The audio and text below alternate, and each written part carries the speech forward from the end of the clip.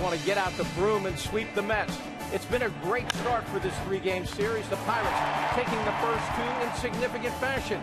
Today they turn to left-hander Francisco Liriano to complete the trifecta and get out the brooms and sweep the Mets. That's all straight ahead right here on Root Sports.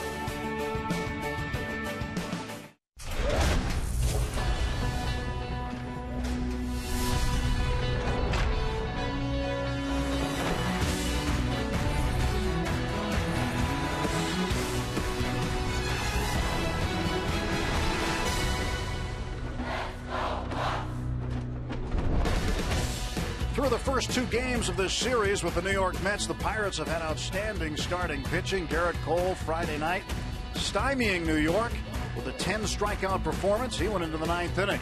10 more strikeouts yesterday afternoon from A.J. Burnett, who pitched 7 strong. Burnett and Cole have set the tone. Francisco Liriano hopes to keep it going this afternoon in game number 3 of this series at PNC Park. Fans are all ready for it as the Bucks look to pull off a 3-game sweep against the Mets. Hi again, everyone. Hope you're having a great Memorial Day weekend. With Bob Walk, I'm Tim Neverett. Robbie Smikowski is with us as well. And Francisco Liriano is a strikeout kind of pitcher, but he's got to have a bounce-back performance after his shortest outing of the year on Tuesday against the Twins. Well, against the Twins, they were very patient. They weren't swinging it a whole lot, and I think the story is going to be different today. We've seen the Mets these first couple of days pretty much free swingers, racking up a lot of strikeouts, and I think that's going to really play right into Francisco's hand. Liriano hoping for some more chases from the Mets. One guy who's really got it going now is Andrew McCutchen. You look back at the way he was at the beginning of the year and where he is right now. Another 3-hit performance yesterday for McCutchen, including this 2-run home run to get the scoring going. Well, for Kutch, I mean, it really is absolutely a necessity for him to be hitting, for our offense to function the way we all think it can. And you've seen now the offense start to turn it on recently, and it's really all because McCutchen is starting to hit. He's the engine that makes that go. I know Jay Hayes kind of the spark plug, but this guy, he's the crankshaft, he's the pistons.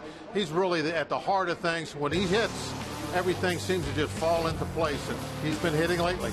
And Andrew McCutchen, the subject of our Lows Never Stop Improving. Impressive numbers since the 7th of May. Look at that batting average, 370 since May 7th. Well, we're counting it down to the first pitch here, rooting for a sweep for the Buccos as they take on the Mets in Game 3 of this weekend series.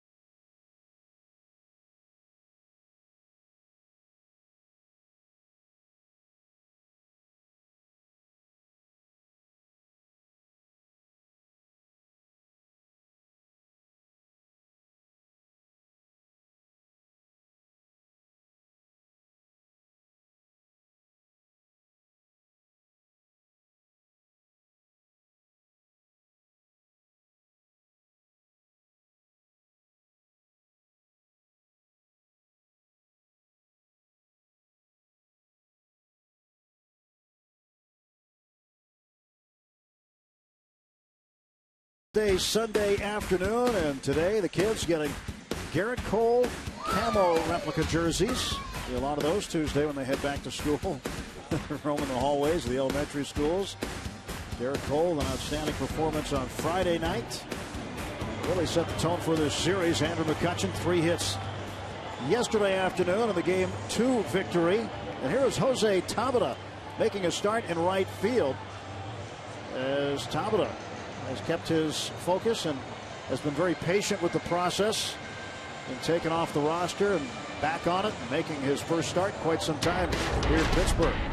Terry Collins' lineup is brought to you by Honda, Granderson, Flores, and Kadire. Kadire at first base today. Daniel Murphy batting cleanup.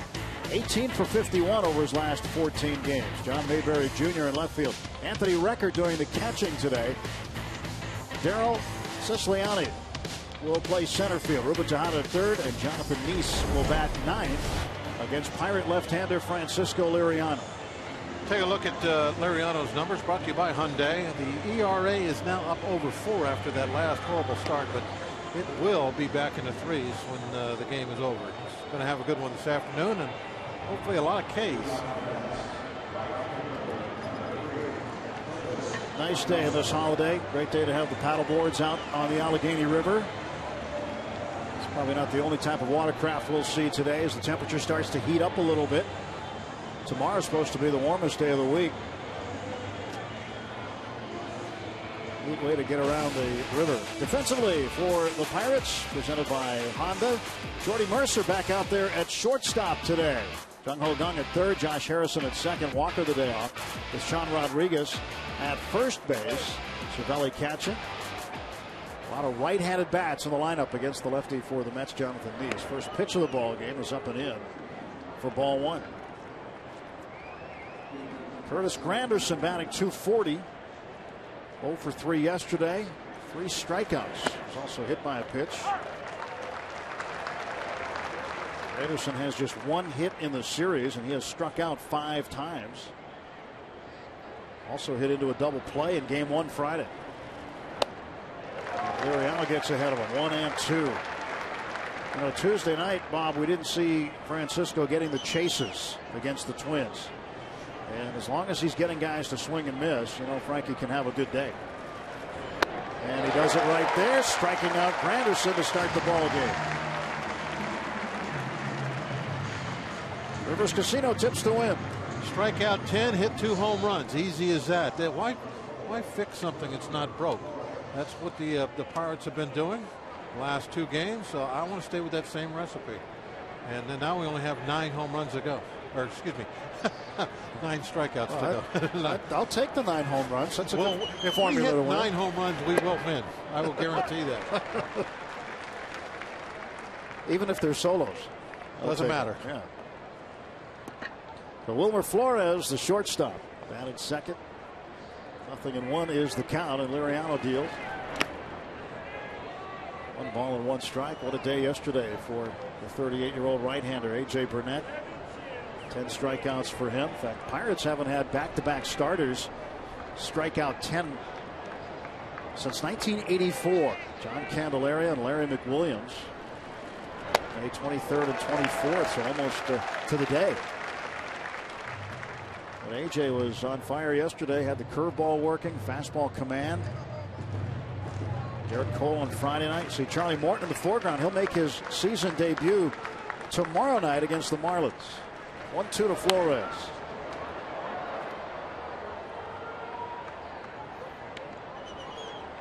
And A.J. 7 innings, 1 earned run. No walks, 10 strikeouts. What a battle between the Dark Knight and Batman. It was a dark day for the Dark Knight.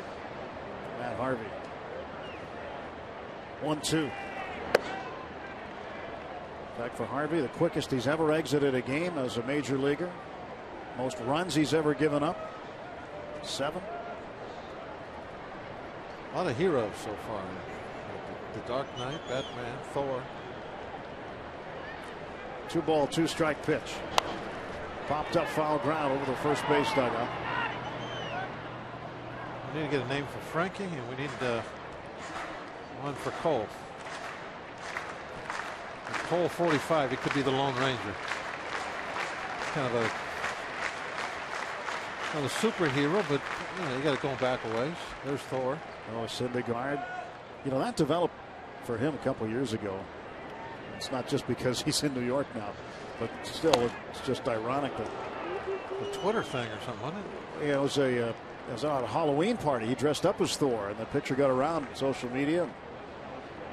So he's even got it on his glove where it's sewn in, where guys have their names sewn into their gloves. This says Thor.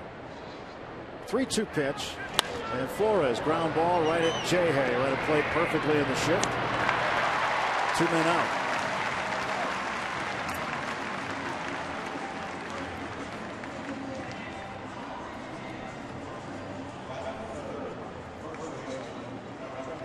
Well, if you want to give us a superhero nickname for Frankie, you can always tweet us. #BucksBooth. I think that's a great idea.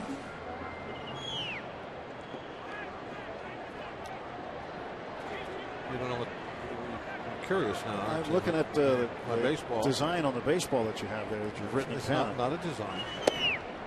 This is going to be an instructional baseball. Oh, that's where the fingers go. That's where the fingers go for the sliders. I see. Yeah, how I've got them. Look at that. There. So I'm going to put all different locations. That'll be my doodling for today. Since I don't keep a scorebook, I got to write on something. So you're going to write on the baseball? Yeah. All right. Michael Kadire 0-2 quickly. Frankie wanted that one, didn't get it.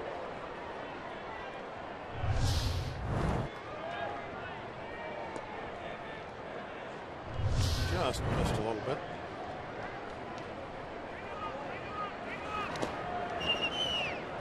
Two balls and 2 strikes. Mike Winters behind the plate today. Marty Foster at first, Mike Michlinski at second, and Seth Buckminster is the umpire at third today. 2-2 to Kadire. Struck him out. Liriano on the right path in the first inning with 2 punch-outs.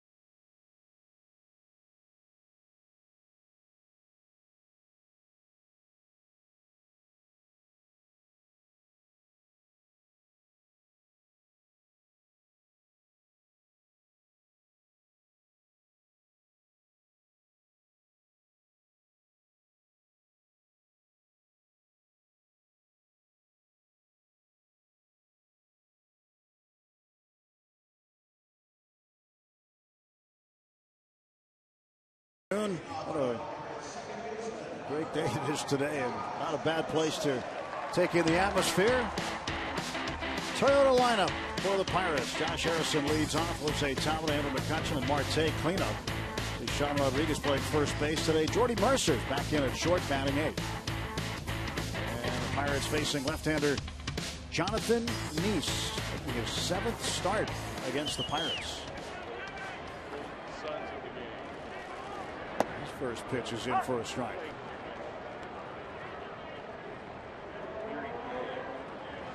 Neese's numbers on the year, not too shabby. The only thing that he probably would like to work on a little bit is that opposition batting average. Almost at 300. You would like to have that down probably a good 50, 60 points lower than that. 296. That's a little on the high side for how many hits you're giving up. Jonathan Nice has lost 4 of his last 5 decisions, and here is Jose Tabata, 2 for 3 since his return to the big leagues. 2 pinch hit singles that produced runs. And typically this year we've seen Corey Hart start in right field or first base against a left-handed pitcher. With Tabata here, Clint Hurdle wanting to give him an opportunity. Clint was asked about that earlier, why Corey Hart would not be in. He said, well, he feels that Jose's swinging a better bat right now and wanted to give him the chance.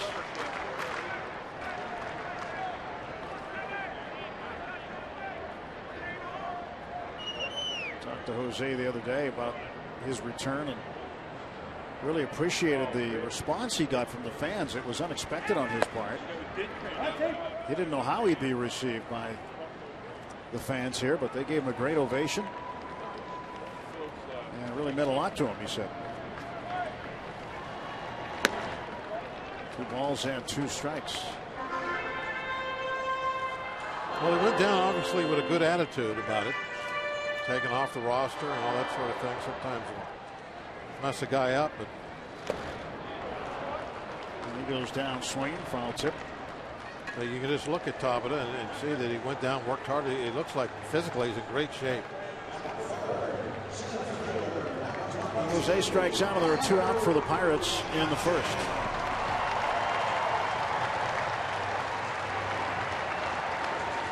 Andrew McCutcheon had it done yesterday with a first inning home run, had a base hit and a double. Scored a couple of runs in the game yesterday. And rips this one just foul.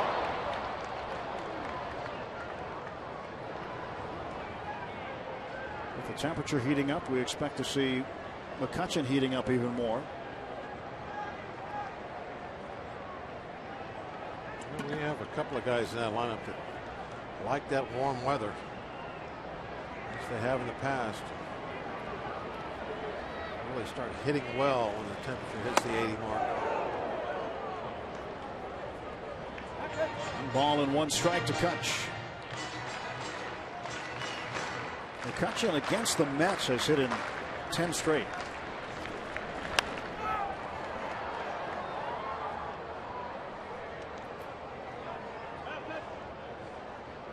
One and 2. Starling Marte on deck.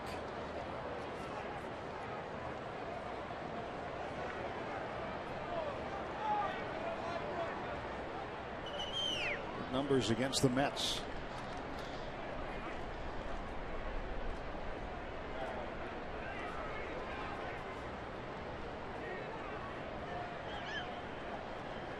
Here's Nisa's 1-2 pitch. 2 balls and 2 strikes. Mets have struggled on the road recently. They've lost their last 6 straight road games. And overall, they're 7-14 away from Citi Field.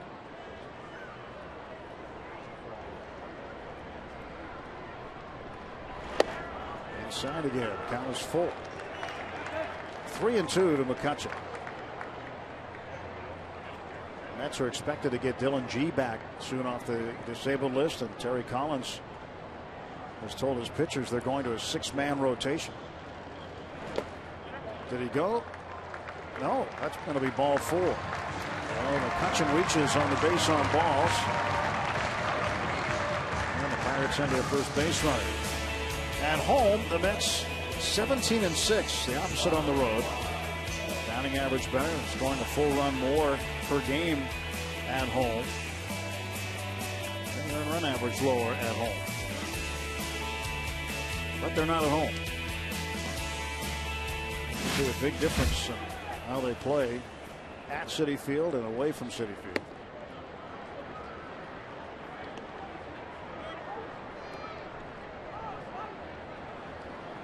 .281 for Marte to start the day.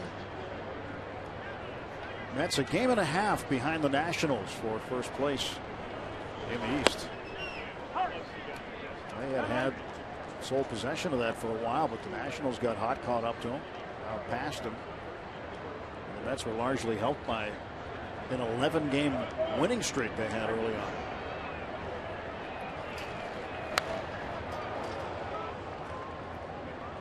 think they were one of the biggest surprises of the month of April. New York Mets. Yeah, they I think didn't generate a whole lot of talk, say in spring training, but they've come out hot. Trying to figure out a way to stay there, I guess. So Ruben Tejada at third base today. They'll miss David Wright. Wright will be out for an extended period. Nice strikes out Marte. We'll go to the second.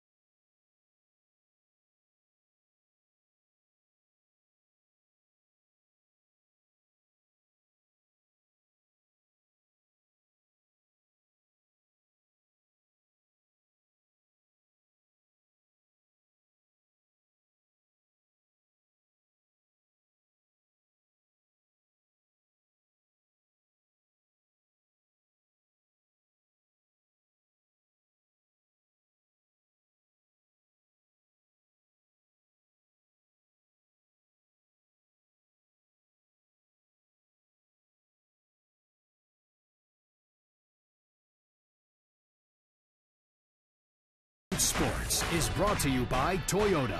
Toyota helps you get the most out of your drive. Just ask a friend who drives one. Toyota, let's go places. By Barrel Automotive, we're driven to be better. And by PNC Bank, for the achiever in you. Let's go Bucks. Good crowd today, and they're still coming over the Clemente Bridge. Top of the second on the UPMC scoreboard. No score, Mets and Pirates on a Kids Day Sunday afternoon. Glad you're with us, no matter where you're watching us. Liriano to face Daniel Murphy, the cleanup man. He delivers a strike. Here's an interesting piece of information, Bob. All right, I'm listening. Liriano, Burnett, and Cole, the last three Pirates starters, all started the first inning the same way, each with 2 strikeouts. I like it. Liriano had a ground ball mixed in. So did Burnett. And Cole had a hit batsman, but that was Eric Campbell on Friday night. But he tried to swipe second base, and he was caught stealing as part of an inning-ending strike him out, throw him out double play. But still 2 punch-outs for each of the 3 starters to start their games. I'm liking Liriano's command of all of his pitches right now. He seems to be in the strike zone, out on the edges.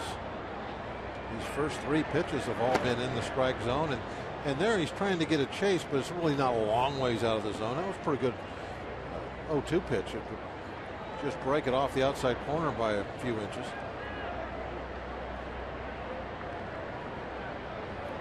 See if we can hit this fastball out there on the corner. Oh, didn't you see a 1? So a 1, and yeah, Larry Cervelli went to a 3, but he did set up to the outside. I'd already looked away. I wasn't expecting Frankie to shake. Well, yeah, when you're going to throw a breaking ball, if you're ahead in the count, you want it off the plate away. Check swing, foul ball. And it stays at 2-2 to Murphy. There's that one right where he wanted. The command is coming and going. Hopefully it sticks around for a bit.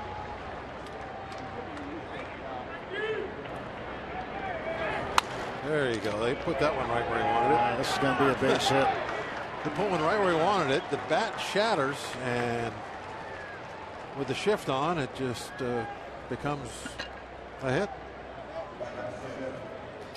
Take a look at the Point Park University tweets using the hashtag Bucks Booth. They asked for some superhero names for Liriano. Sliderman's a good one. I like Sliderman. Of those three, I mean, they're all good, but I like Sliderman the best. The Cade Crusader. Frankenstein. Yeah, Sliderman. Does whatever a slider can. Sliderman, Sliderman. And the pitch now to John Mayberry. 1 ball and no strikes. Just 146 for Mayberry. Pinch hit yesterday and struck out. This is only at bat of this series. Hope Sliderman doesn't have any of the sticky web stuff on his arm.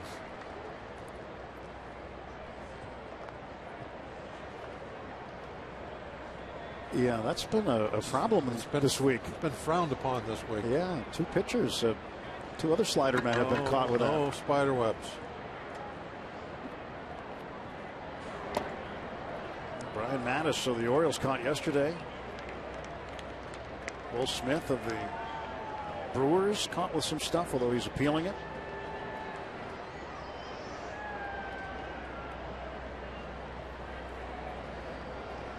There's an out-of-date jersey.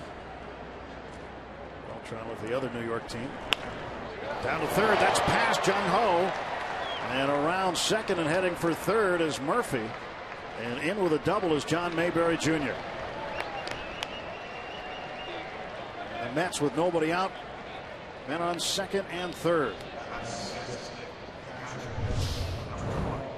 The ball was hit hard.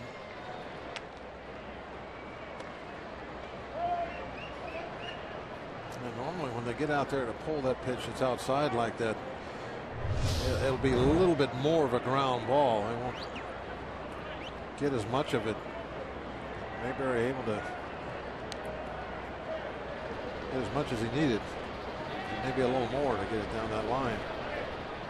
See where Jung Ho is playing even with the bag at third. Now we need some of those strikeouts. Rest of the infield playing for an out. And Anthony Recker, the catcher, takes ball 1.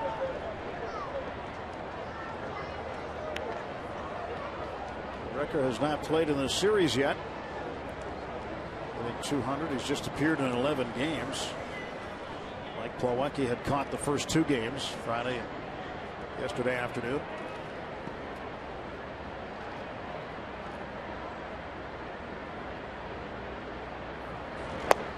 He'll take a strike, and it's 1-1.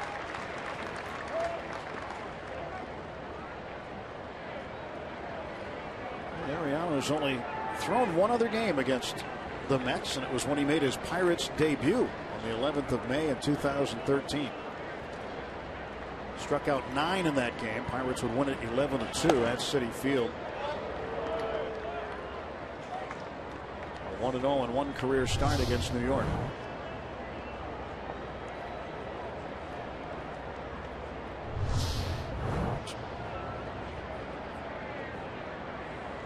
Two balls and a strike.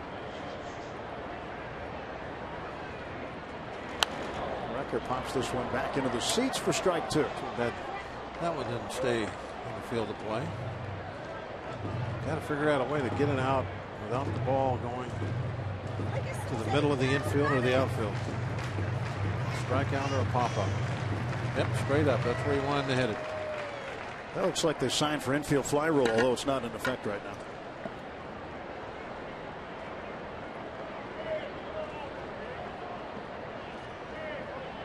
Two to Recker. And he struck him out. First base open, so Cervelli's got to throw down.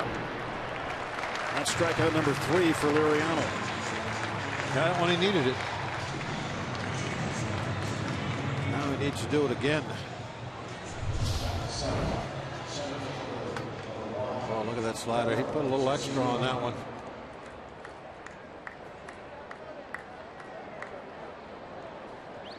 The bottom just fell out of that. Why has he got the home plate? So Daryl Siciliani now will come up. playing center field today. Played left field yesterday. A recent call up from AAA Las Vegas. Swing and a miss. I think you'll see some of those.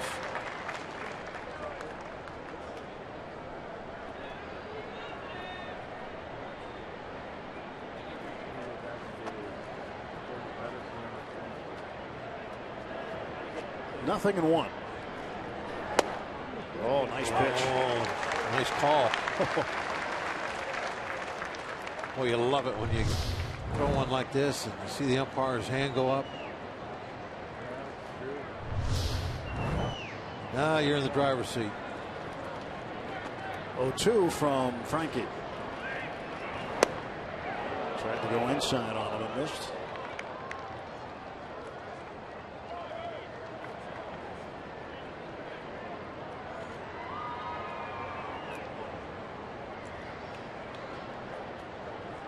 Pretty close. Look at that, right on the corner, that last pitch. And he gets the strikeout. That's strikeout number 4. 2 men out. Get that guy at third, nobody out. You got to come up big, do some pitching, get a K, especially when the second hitter is a youngster out of the minor leagues that hits left-handed. Just go to work with that slider. Made one mistake with it, that the pitch before that, but he got away with it. Was trying to strike him out. Didn't throw that one really where he wanted to at all, but then was able to make the adjustment, put the strike 3 pitch back outside off the plate away so you get that swing and a miss. Ruben Tejada. Strike on the corner.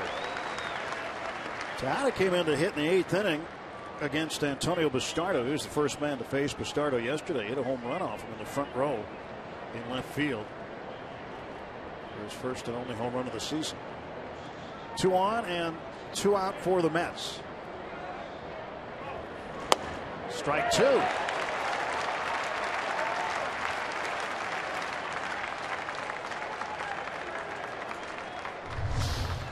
How about this? The last 2 pitches, change-ups, and look at the location. That's painting with an off-speed pitch.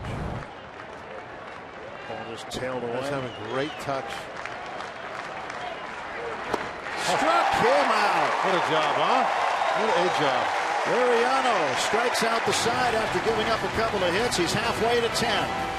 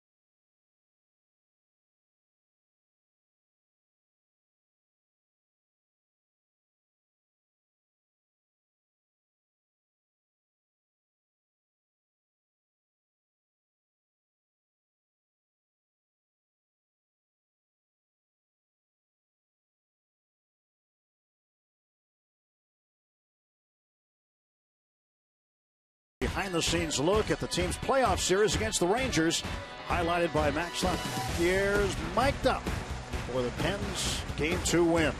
It's in the room tonight, 5:30 on Root Sports. No scores. We go to the bottom of the 2nd inning. And the Mets fans showed up in force yesterday. A few of them still here. Jung Ho Gung leads off and takes a strike from Jonathan Meese. That was pretty impressive, the way they came out for yesterday's ball game. Yeah. Took over 2 whole sections out there. Yeah, they were loud, I think, right up until the time Pedro hit his home run. They were loud. Second inning. I think they were loud until the second out of the game. But you're right. They quieted down early, as they should. Got away from them. Those last 2 sections were all blue and orange. It was the orange and blue invasion yesterday.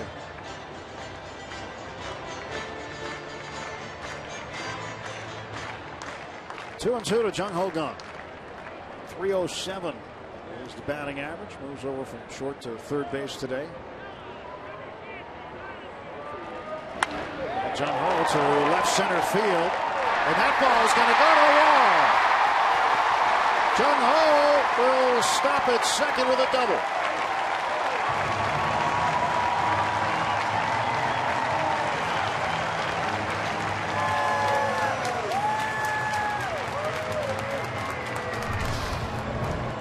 What's that old saying? The players make out the lineup.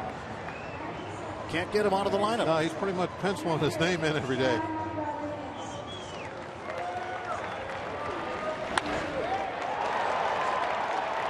Mayberry Jr. with an effort but couldn't get to it.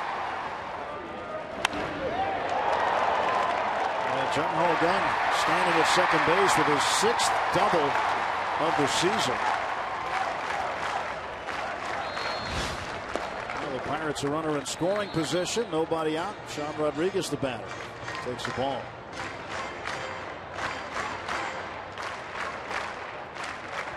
Every time he does something different, Clint Hurl gives him the lineup card, and he'll write what it was at the bottom.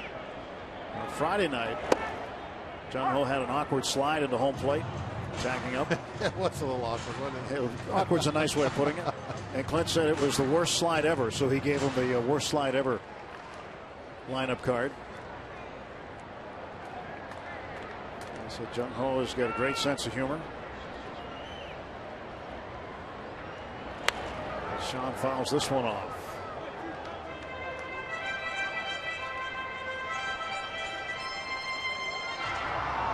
Rodriguez playing first base today. He'll play anywhere. Chatted with him in the clubhouse in Chicago. I said, what about pitching and catching? He said, get me out there. Oh, yeah, he will not. I'll do it. Doesn't matter at all. He just wants to play all the time. Anywhere he can get in the game. And when he does get out there, he usually does a pretty darn good job.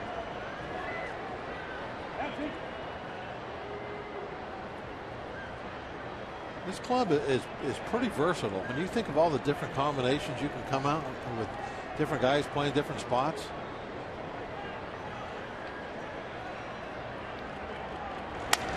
Ground ball to the right side. That moves Jung Ho to the third base, so that's a positive out.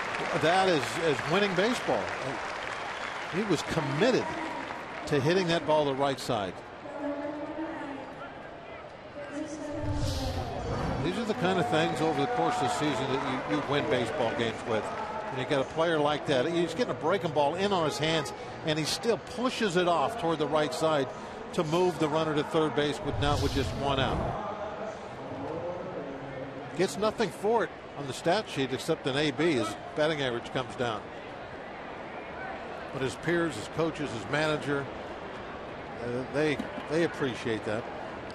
Mets defense playing to cut down the run. One out. Cervelli takes ball one.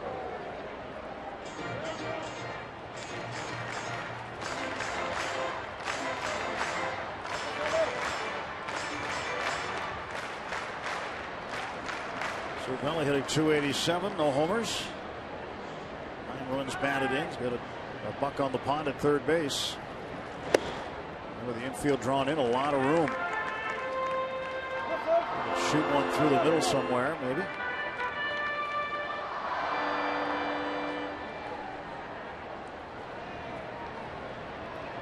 He's coming off a loss in his last start against the Cardinals on the 19th. Gave up 8 runs in that game. 6 times in his career he's given up 8 runs. That ties a career high for him in terms of giving up earned runs in a game. Not a number I think you want to think about much. Yeah, that seems awfully high. That's a big number.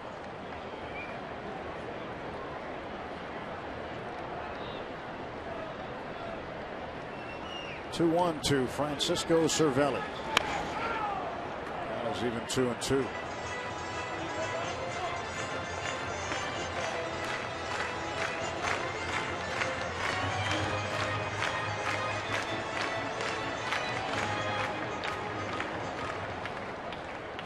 Great crowd on hand here today. Parrott stays busy working on the holiday weekend. The original foul ball right there.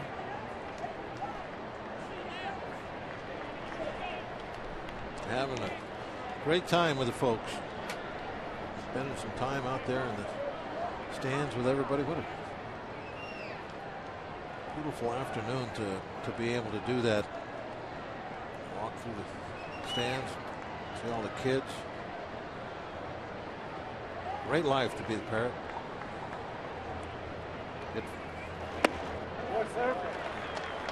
Free peanuts, fresh newspaper every day. He's always very kind to the opposition. Oh, yeah. He'll allow a selfie. Of course, he's got the 2 fingers up behind his head.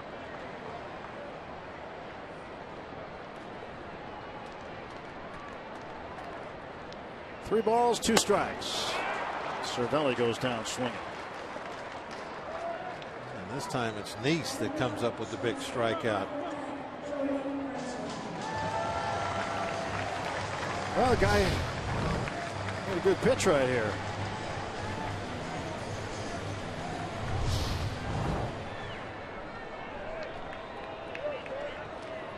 You got to feel bad when the previous hitter gives himself up essentially to move that runner over, and then you don't get the ball put in play. I mean, I'm sure Cervelli right now is not in a good frame of mind. This changes things because Jordy Mercer, a guy who's desperate for a hit right now, will not get an opportunity. They'll intentionally walk him to get to Liriano.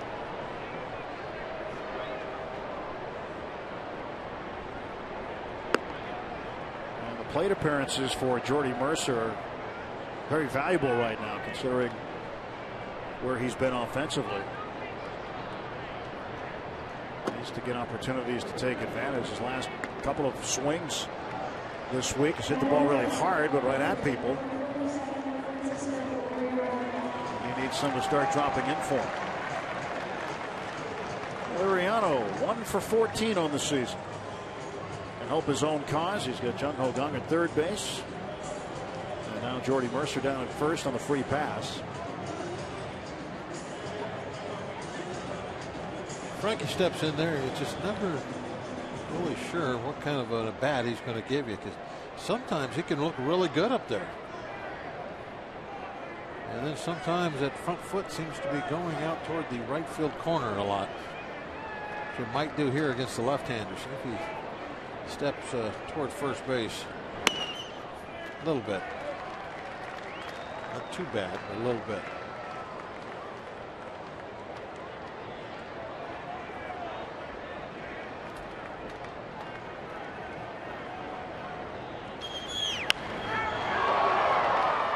Ball and 1 strike. He'll surprise you too sometimes. He'll make some solid contact. He certainly isn't the Pirates' best hitting pitcher, but he's the best in batting practice. Oh, he puts on a show there. He can hit them over the bleachers and let them roll down into the river during BP. 2-1. Really stepped in the bucket on that one. Jay Burnett yesterday had a good day with the bat. Had a sacrifice fly and an RBI, just his second career RBI with the bases loaded. Also had a solid single in the 6th inning. Runner goes, and there's strike 2. They're going to give Jordy Mercer second base. Defensive indifference. Pretty early in the game for that, but that's what they're going to rule it. Second and third, 2 men out. why they wouldn't contest that and throw down the second. This one is popped up, but backpedaling is Murphy. He'll make the catch, and the Pirates will strand two. Came close to cost them 2 runs. No score after 2 innings.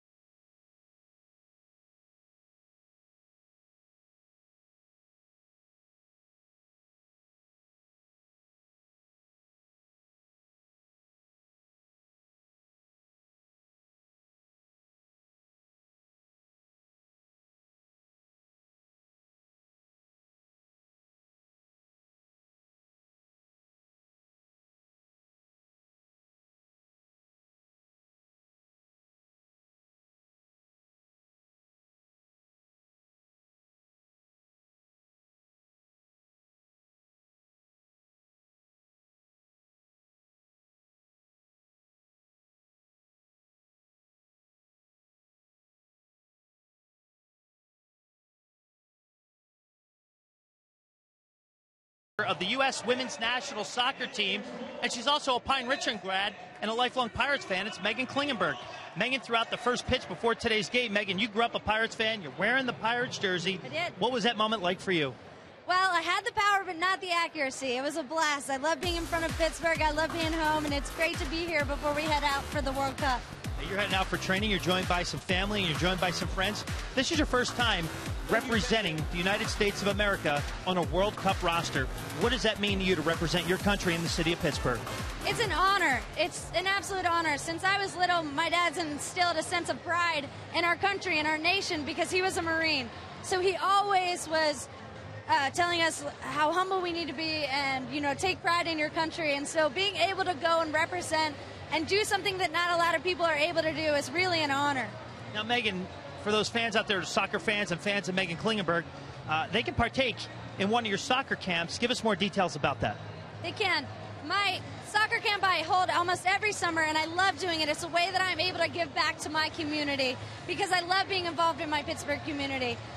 So we run it every July, and we take girls from 10 years old to 18 years old, and what we really do is try and teach them about confidence, leadership, nutrition, mentality, those sort of things on top of soccer skills. And the website is mksoccercamp.com. Do I have that correct? You do. That is it. Visit mksoccercamp.com. Play soccer with Megan Klingenberg. Megan, we wish you nothing but the best. Good luck in the World Cup. Thank you so much. All right, Tim? All right, thank you, Robbie, and that's a great story. Obviously, she's got a great opportunity to represent the United States in the World Cup. Women's national team. The once-in-a-lifetime opportunity for very few women who get to do that. And men on the men's side. Just a really great story. John Neese, the pitcher, leads off for the Mets, and he slaps it to left field for a single. Third hit off of Liriano. In the second straight inning, Liriano's given up a leadoff single. He's trying to throw the fastball by him upstairs, but he's poking it out there, putting the ball in play, avoiding a strikeout.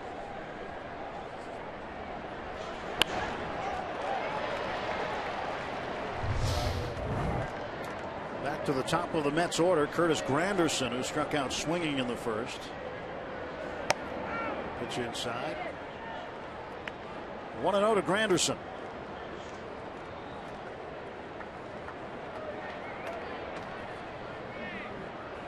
Mets head home after this. They'll have a 3-game series with the Phillies. The Pirates will host Miami starting tomorrow night.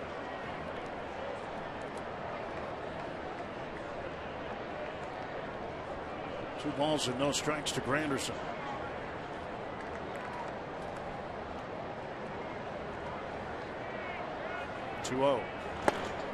Here's a strike.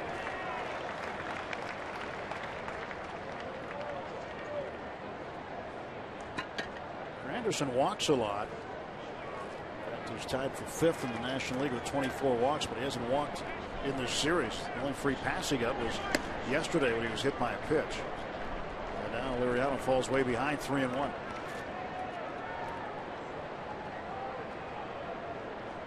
Wilmer Flores, the shortstop, waiting to hit next. 3 balls and 1 strike. The pitch from Liriano. And this one is belted to center field. Going back, McCutchen. He'll make the grab for the first out of the Mets' 3rd inning. I mentioned the Miami series. The Allegheny Health Network injury update. It's going to put a damper on the starting rotation for the Marlins. Henderson Alvarez placed on the DL right shoulder problem. Matt Latos, a knee problem. He's had that in the past with Cincinnati. Those two are scheduled to pitch in the series against the Pirates. Right now, the Marlins have not given the Pirates any indication as to who will pitch games 2 and 3. We do know David Phelps will oppose Charlie Morton tomorrow night. And we expect maybe later today or sometime tomorrow to find out who will pitch games 2 and 3. More than likely, the Marlins will have to use a couple of guys from AAA. You know, we're talking about the Mets being a surprise for me.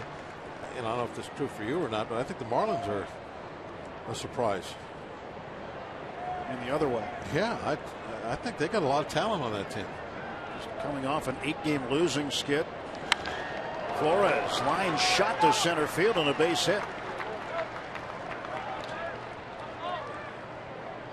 Wilmer Flores 1 for 2. 2 on for the 2nd straight inning. 1 out, and Michael Kadire, the number 3 hitter, first baseman, will stand in against Liriano.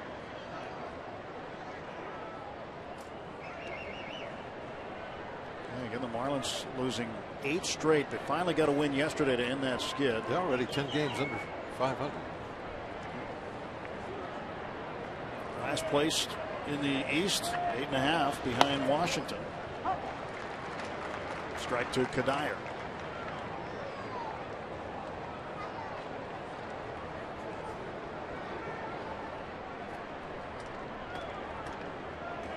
Oh, 1 pitch. It's 0-2. One of those situations again where Liriano needs to pick up a few strikeouts. Good to get Kadire here. Daniel Murphy, who has been their best hitter, is on deck.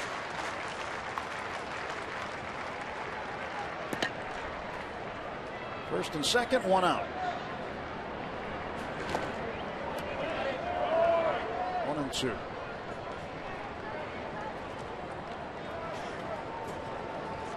Jonathan Neese got it going with a leadoff single to the opposite field. Neese's 4th hit and 17 at bats this year. Wilmer Flores, his 34th hit of the year. 1-2 to Kadire. Strike 3, outside corner, got it. Strikeout number 6 for Liriano.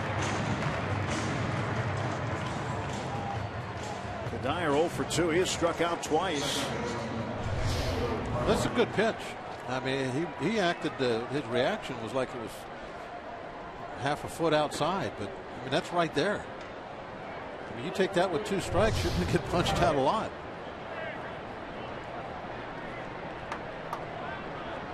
Two outs. Now the batter is Murphy.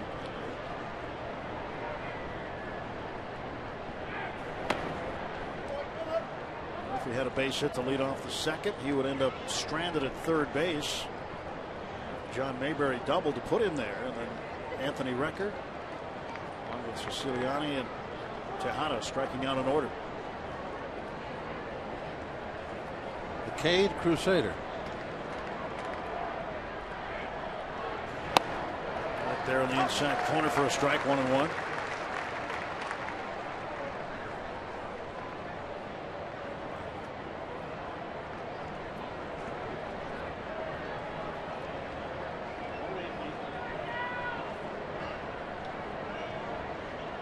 Comes the 1-1.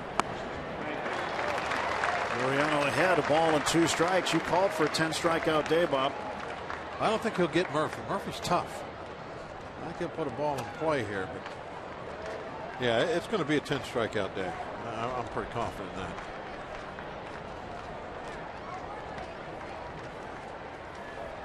One-two to Murphy.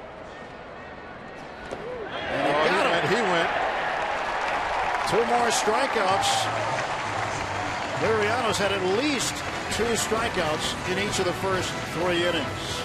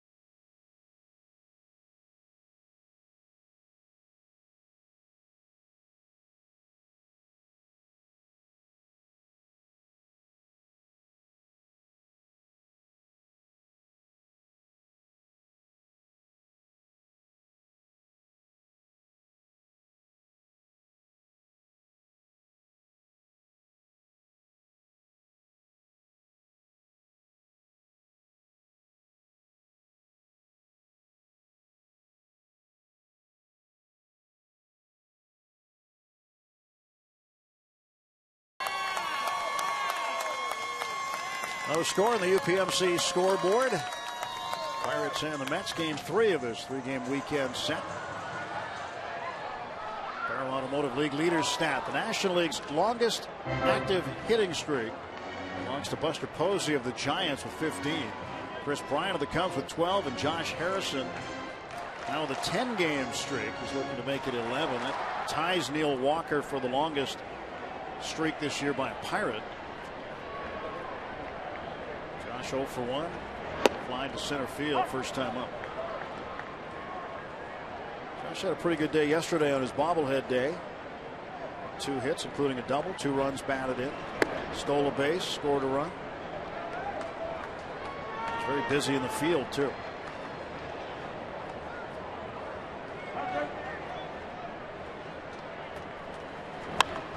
That's back through the middle, and 11. That's an 11-game streak. Longest streak by a Pirate this season. Leadoff single for J-Hay.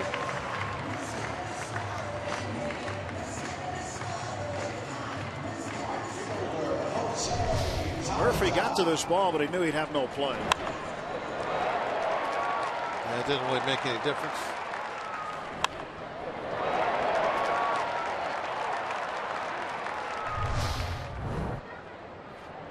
All day. Leadoff man aboard. Let's go. Make it work now. Second straight inning, the leadoff man has been aboard. Jose Tampa 0 for 1, struck out swinging in the first inning. Big hole on that right side. Murphy cheating up the middle a little bit. Jose goes that way a lot. Yes, he does. He likes it over there.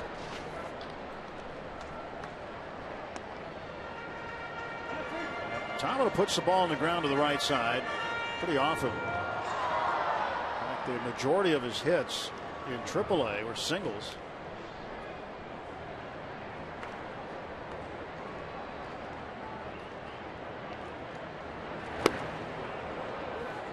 This offseason, Tampa worked on trying to find some gap power. Wanted to go gap to gap. The Pirates wanted to watch video of Marlon Byrd. Byrd adjusted his swing later in his career, and it worked out pretty well for him. Had a good batting average in AAA, but slugging percentage not so much. 2 extra base hits, I believe. That would be it. Not many. 32 for 91 with 2 doubles. 4 RBIs, no homers, but a .352 average. The RBI is way down too. 4 RBIs is an improvement on. Anderson gives that one a look, but that's in the seats. But that is a nice pile of base hits. Got to stay cool. I'm going to have Zach do that to me at the 8th inning.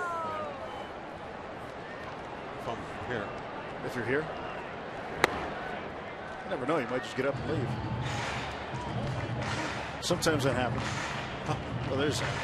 I thought he had a water bottle. He's got one of those ammonia towels for you. Been working on that formula. Don't mess with my coffee, Zach. 2-2 pitch now to Jose.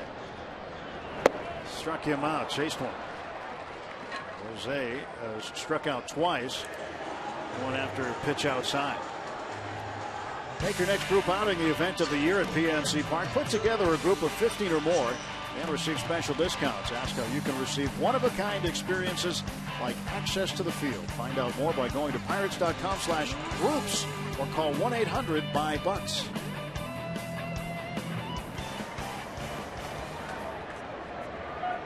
One out and Andrew McCutchen at the plate. Touch walked in the first inning.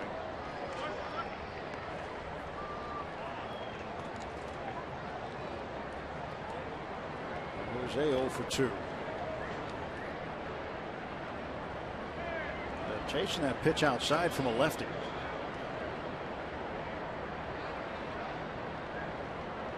Throw to first to J.Hay back.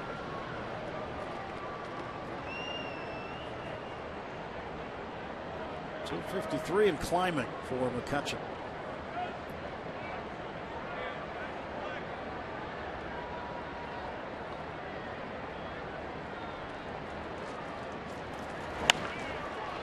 Slowly hit grounder to the left side. Throw to first, not even close. That'll be a base hit for Kutch. Thank you, Tejada. Diving for that ball right in front of the shortstop. Flores is just standing there waiting for it. He's got to play, and Tejada dives for it. And with Kutch going down the line, once you dive for a ball, play's over.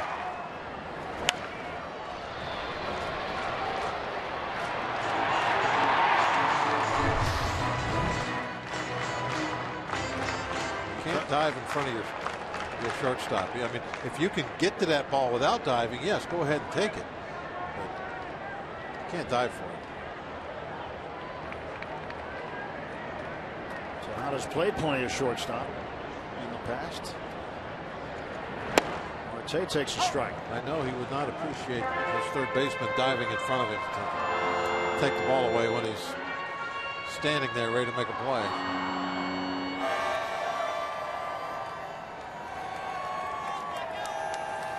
We watch Root Sports too.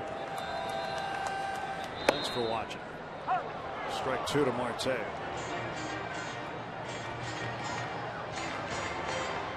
The Pirates left 2 on in the second. They've got 2 on with 1 out here. And the cleanup man Marte at the plate. Starling struck out swinging in the first. Doing a pretty good job against left-handed pitching this year. This one back.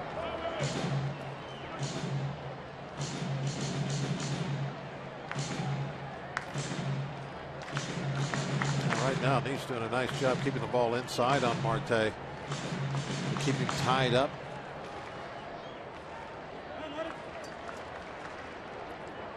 Marte hitting .417 against lefties.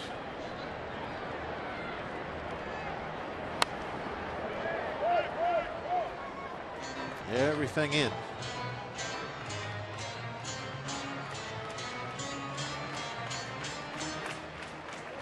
Make a mistake. Let one drift over the plate. 7 strikeouts for Liriano already. Takes a break. where these pitches are. Climbing the ladder inside. Will be Mason strike zone. Anthony Recker needs to talk with Jonathan Nice.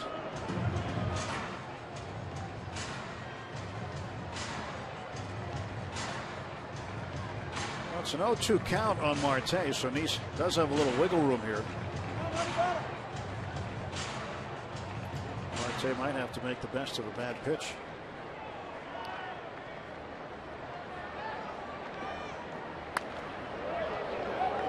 Pulled that one in the dugout. They're staying in. They don't want to let him get any extension on anything. If they go away, ideally they'd want to throw it quite a ways out there, 5 or 6 inches off the plate. Just show him something out there, and then they'll probably try and come back in. What you're hoping for right now is they just don't locate a pitch and give Marte something to hit. And Marte down on strikes for the second time today. This time looking. Same thing. They never change. Everything in. And even this pitch is inside a little bit. It looks. That's the call right there.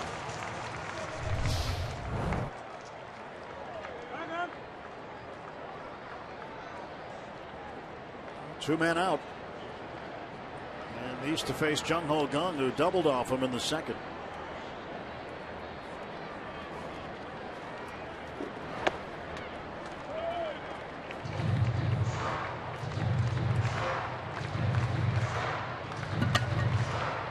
With his 6th double of the season.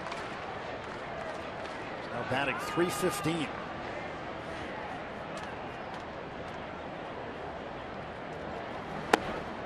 Two and 0.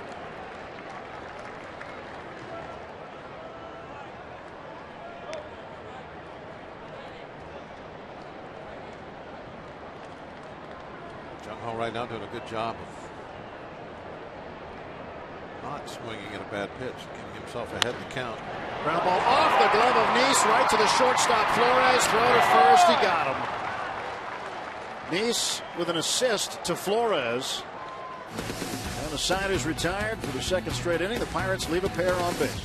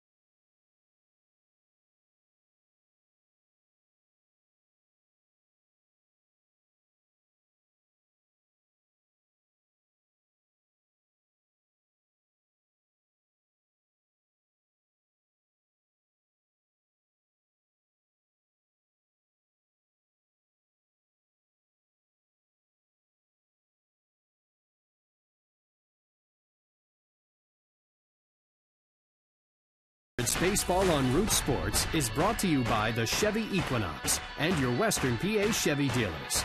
And by Day Automotive. We're going to make your day. Let's go Bucks! Stars and Stripes next to the Jolly Roger this Memorial Day weekend. No score, top of the 4th inning. Pirates and Mets. That's a good view in more ways than one.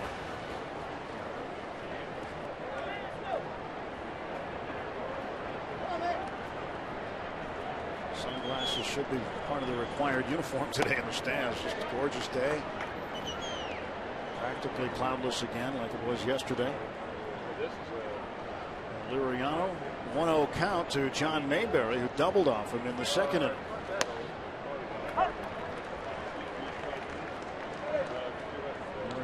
7 strikeouts through the first 3 innings. Ground ball left side. Mercer scoops it up. Strong throw to Rodriguez. 1 out. Taking a look at our day automotive this day in Pirates history. 1959, the Bucs swept a doubleheader from the Reds, with both games ending on walk-off pinch hit doubles. Game 1, it was Danny Kravitz driving in Don Hope to give the Pirates a 2-1 win. Game 2, Rocky Nelson tied it with a 2-run homer. Then in the 10th, Smokey Burgess drove in the winning run to give the Pirates a 5-4 victory. Pirates need some runs today. Anthony Recker batting with 1 out. Recker struck out. He was part of the string of 3 that struck out consecutively in the 2nd inning after the Mets had men on 2nd and 3rd and nobody out. Went Recker, Siciliani, and Tejada striking out.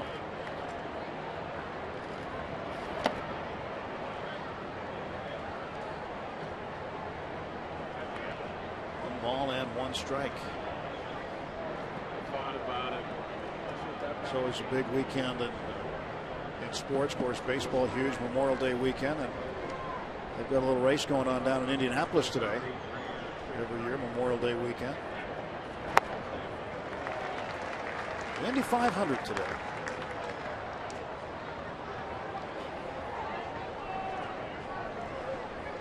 Quite a tradition. There'll be another race in Charlotte tonight. There was one this morning in Monaco. Did you watch that one? No, I didn't get up in time for that one.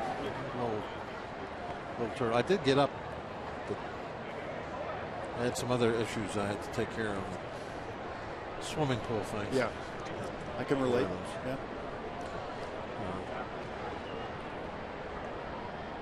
Maybe I'll see a replay. 2-2 pitch. Right there, called strike 3. Record down on strikes for the 2nd time. Another K. Strikeout number 8 for Liriano. Running out of room on the board out there.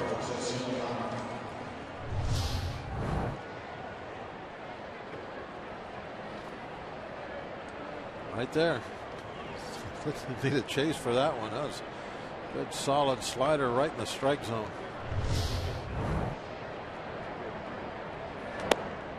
Same thing again. Right down the middle with that slider. Siciliani takes strike 1. Debuted on the 19th. Got an infield single off of Michael Wacha of the Cardinals for his first major league hit and his only big league hit. Liriano showing he can still throw pretty hard too. That one, fastball at 95. And the 0-2. Good morning, good afternoon, and good night. 9 strikeouts for Liriano, and the Mets go down in order.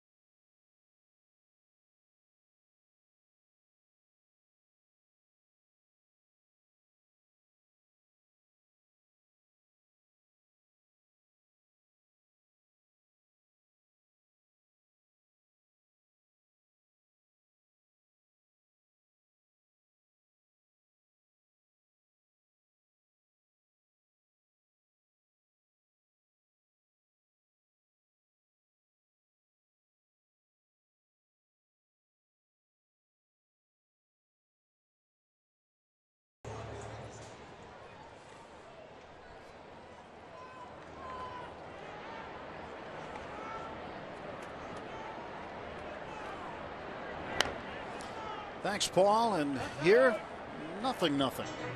Sean Rodriguez with an 0-1 count. He's 0 for 1 today. Sean grounded out to the first baseman, Kadire, in the second inning. This game's kind of how we thought all the games would be. With the pitching alignment, yeah, I think so. Great pitching matchups this weekend versus the Mets. Ariano won off his season high of 10 in terms of strikeouts. Struck out 10 Cardinals on the 8th of the month.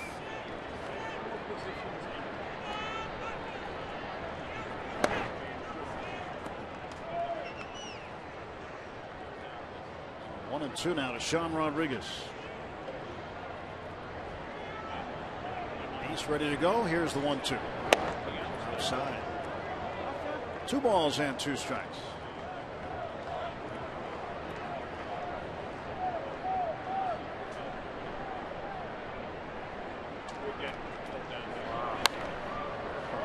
The count will stay even.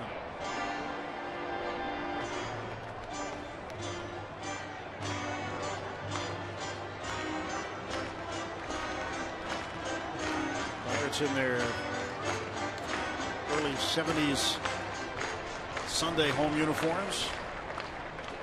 Kind of odd to see him wearing all white uniforms anymore. The black tops are pretty much taken over. Yeah, I think they've worn their black uniforms, the black jerseys, more than any other uniform. The gray ones on the road don't get worn very much. You do see the camo now on Thursdays.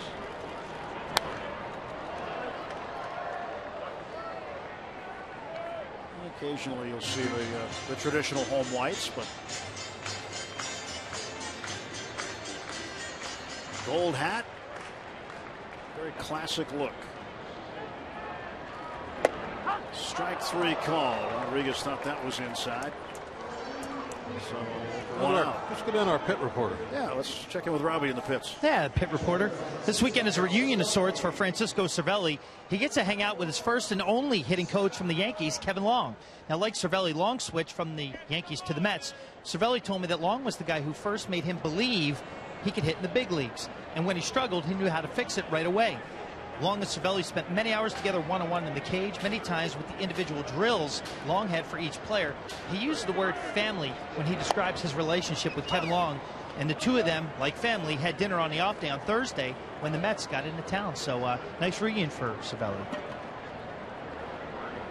It's great to have a relationship like that with either a hitting coach, pitching coach, whatever.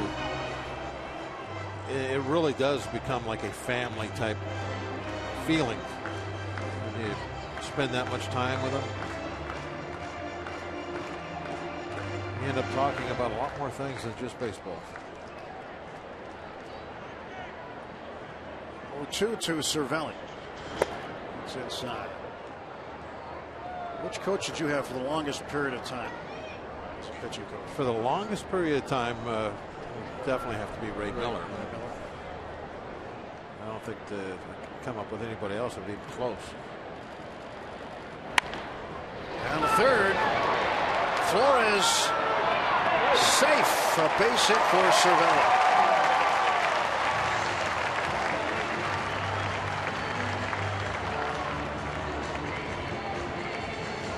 Good job by Flores making a play out of it.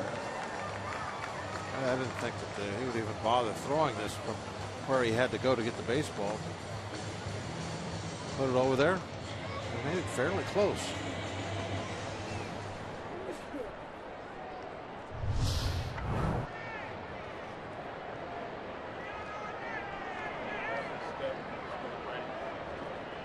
One out, and the batter is Jordy Mercer. Intentionally walked in the second inning.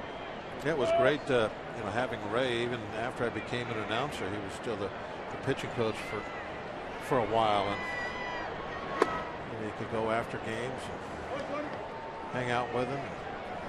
In our baseball conversations, because I wasn't actually playing anymore, we'd even expand and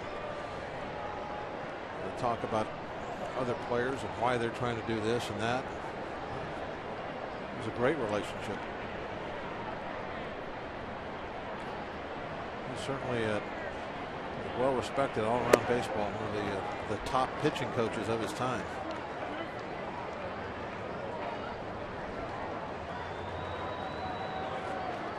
And now we have another Ray that's kind of doing the same thing. Quite a rep about turning guys around. Ray Searage. Mercer hits this one to left field. Going back on it, Mayberry. This one's off the wall. Cervelli getting waved around third. He comes to the plate, and Jordy Mercer drives in the game's first run.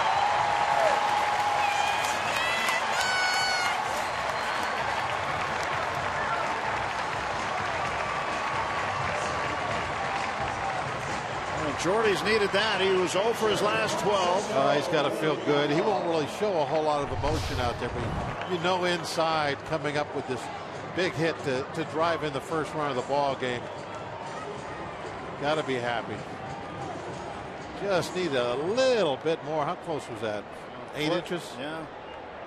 Good read by Cervelli, knowing that ball wasn't going to get caught. He was around second base, so put himself in a position where he could score easy. Strike one to Liriano.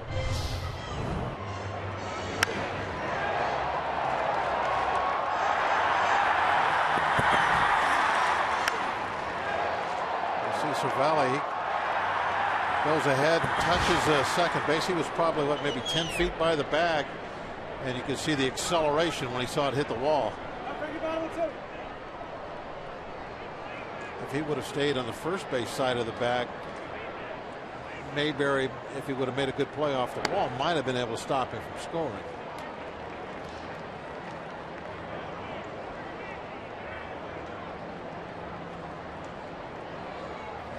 Cervelli's thinking, even if he makes this wonderful backhand on the run catch as he's crashing into a wall, I'll still have time to run back, touch second, and get to first. So Liriano will get Mercer over to third base with a ground ball out. And 2 down, a man at third for Josh Harrison. Yeah, Frankie getting the ball put in play, giving himself a chance. Almost had 2 RBIs with a little blooper last time up. And here with him a runner in scoring position. Doesn't strike out against the lefty, gets him put in play. What a sight, huh? Another Chamber of Commerce day in Pittsburgh.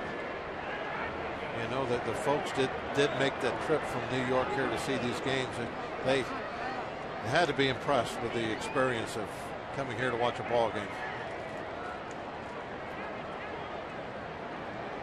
No place like this place. Look at that shot.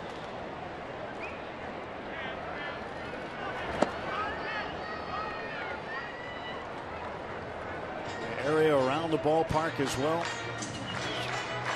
teeming with activity. There's the activity on the river.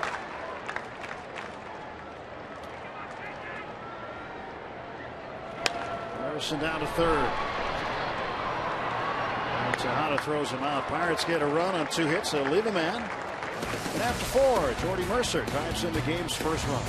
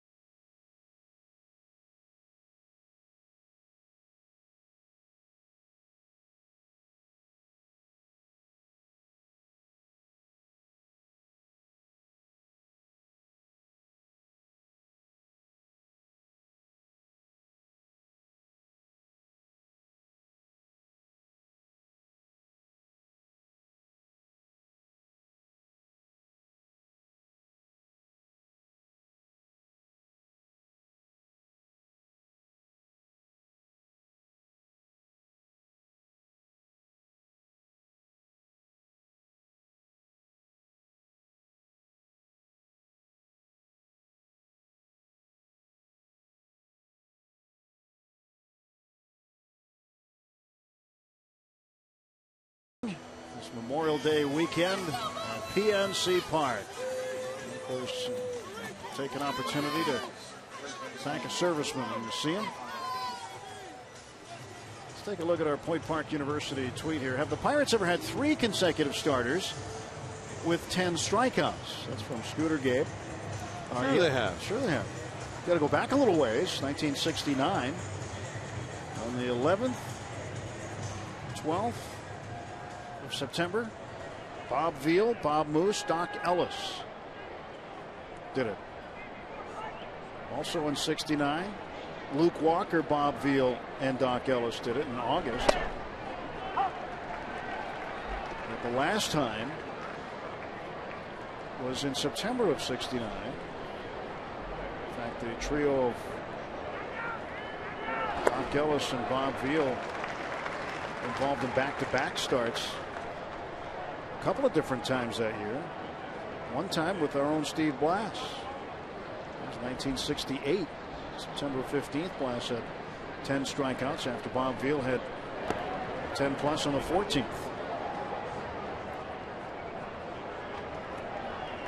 He just needs one more to get to 10, and then Cole, Burnett, and Liriano in successive starts would be the first trio of Pirate pitchers since 1969 to turn the trick. What's going to happen?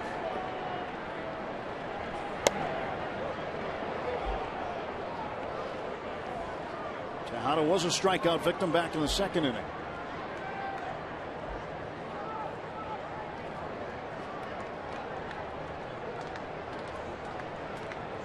Two-two pitch.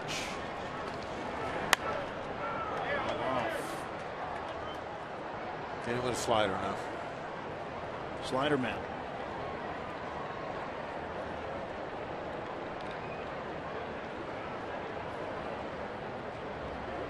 You're going to get him all tangled up down and in. There it is. Oh, they want to backdoor it. He did. Oh! Man, he made the pitch. That's exactly what he wanted to do. You saw the call or the sign go down. Cervelli moves the glove to the outside corner. They're looking to backdoor this slider, bring it in over the corner. Ooh, made the perfect pitch. Yep. Perfect pitch. It was a strike. He didn't get the call. And now the 3-2. And Tejada walks. Boy, that turns things around. Yeah, with nobody out, that's big not getting that call. Fans, you can save big on Pirates baseball this season with the Port Authority Connect cards. Save up to $10 per ticket to Sunday through Thursday Pirates games. Get $10 off on lower outfield box and outfield box tickets, and save $6 per ticket on outfield reserve and grandstand seats. For tickets, pirates.com/connect card. Well, John Neese up there. He'll try to bunt a man over. Oh, he's going to swing away and grounds it slowly past Liriano. They'll get the out at first base. Man, that's too bad. If he could have hit that just a little harder and had double play ball. Now the tying run is in scoring position. Out at second base, should be in the dugout, but he's at second. That's how it goes, though. Oh yeah, that's baseball. To deal with it, and it goes the same way for both teams. It's all part of the game. Curtis Granderson is 0 for 2.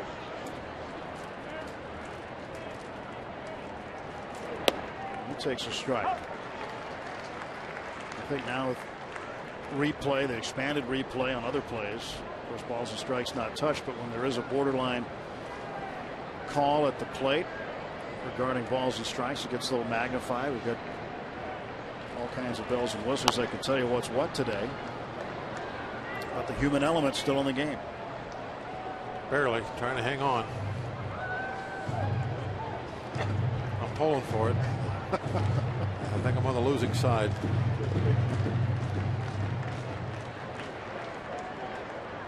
.286 with runners in scoring position for Granderson. One out.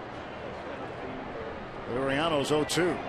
Struck him out. There's number 10.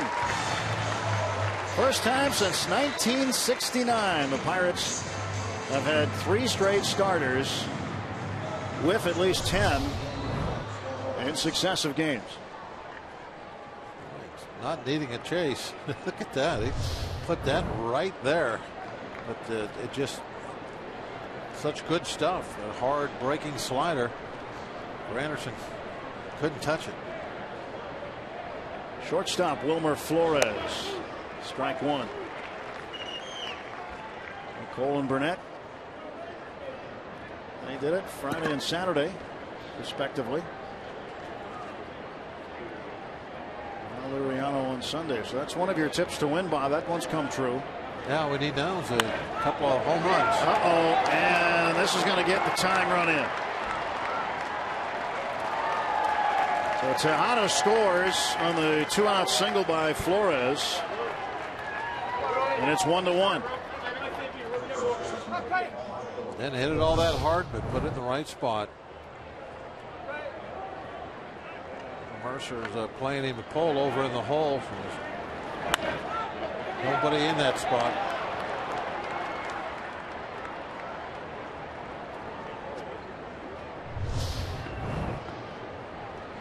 th RBI for Flores.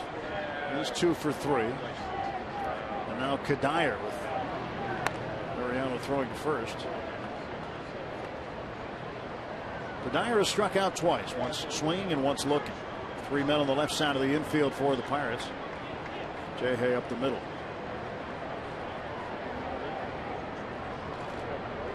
Whole right side is open. I wish they were doing that with Flores, obviously. He scored that run. Jay Hay would have been where he's playing now. They must have different spray charts. Flores up there. Jay Hay was playing over on the other side. To the right side, that was left wide open.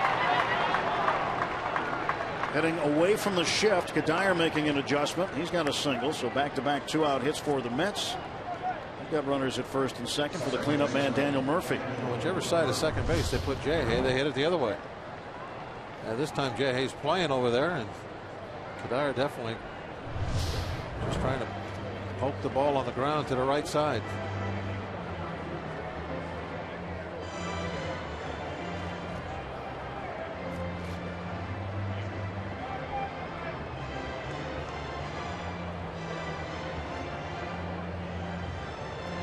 One ball game, top of the 5th. Runs have been hard to come by today. Runs have been hard to come by for the Mets. Recently, they've scored 3 runs or fewer in 18 of their last 25 games. They get out of the blocks very, very well in April. Things have kind of slowed down for them in May. They're 9-12 in May. Murphy struck out in the 3rd, had a base hit, and was stranded at 3rd back in the 2nd inning. 2-1, 2 out, pitch low. 2-0 to Murphy.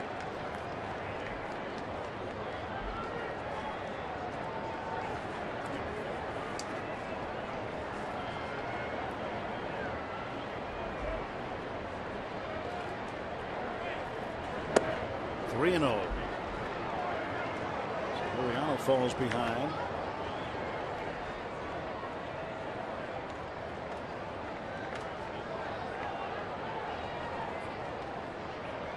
John Mayberry Jr. on deck.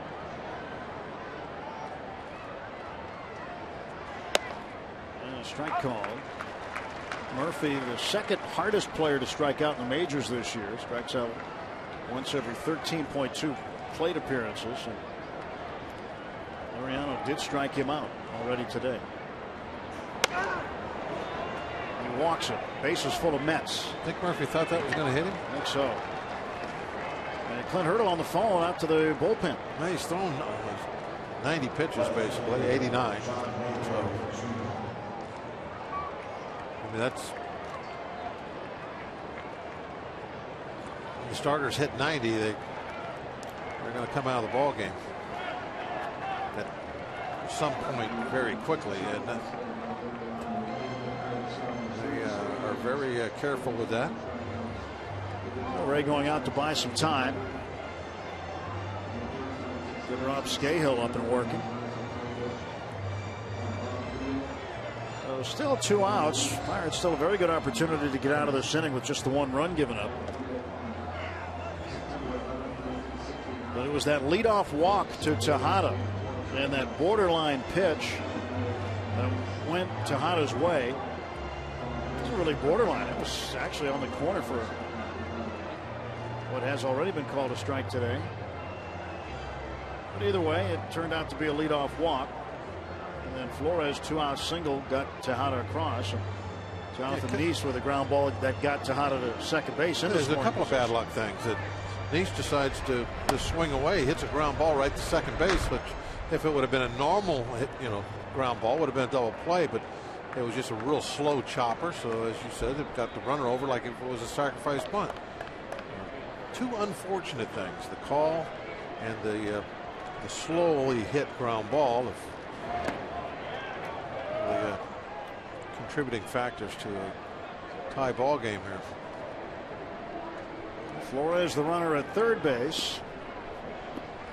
Kadire out there at second. Over at first, Daniel Murphy. 2 men out. Base is jammed for John Mayberry.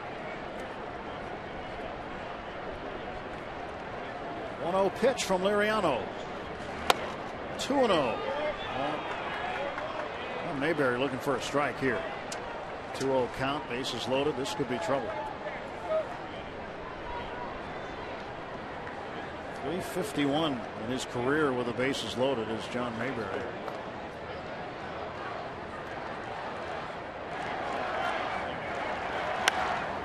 Popped him up. Staying. Rodriguez giving chase. Come back. And it's just out of his reach. The spin of those baseballs, when they go up like that, they're always going to come back to the field. Just like you see a curveball move one way because of the spin. Same thing happens on those pop flies. Always going to move back to the field of play. So you can't give up on it. You got to get over there and reach as far as you can and hope.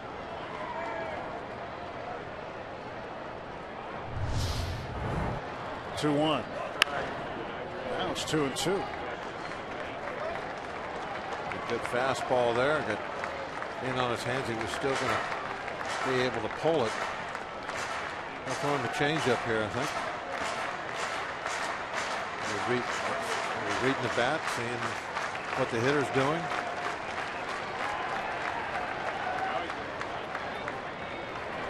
Struck him out. Change up. New season high for Liriano with 11. But the tying run comes across, and we're all even after 4.5.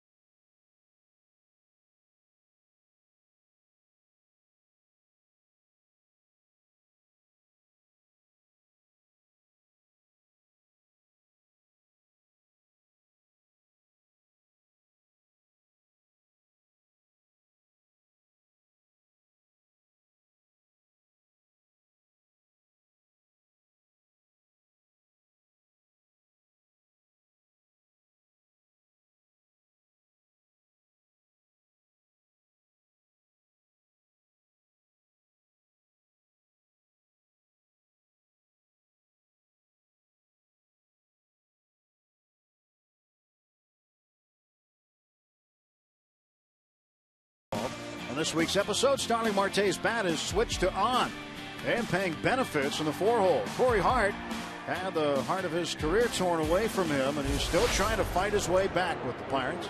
It's Inside Pirates Baseball, presented by Allegheny Health Network. Right after postgame today on Root Sports. 1-1. Bottom of the 5th.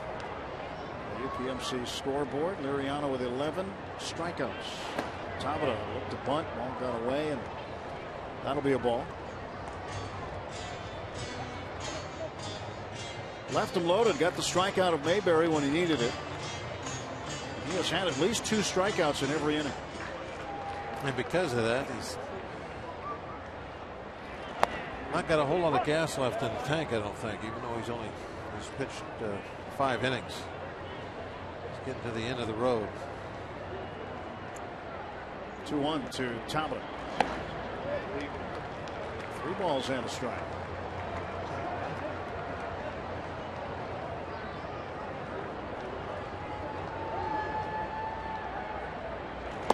And he walked it. Leadoff walk to Jose.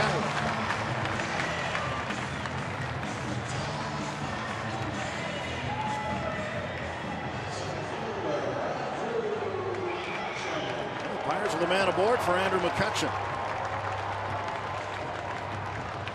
Just 1 for 1 with a walk. Base hit in third.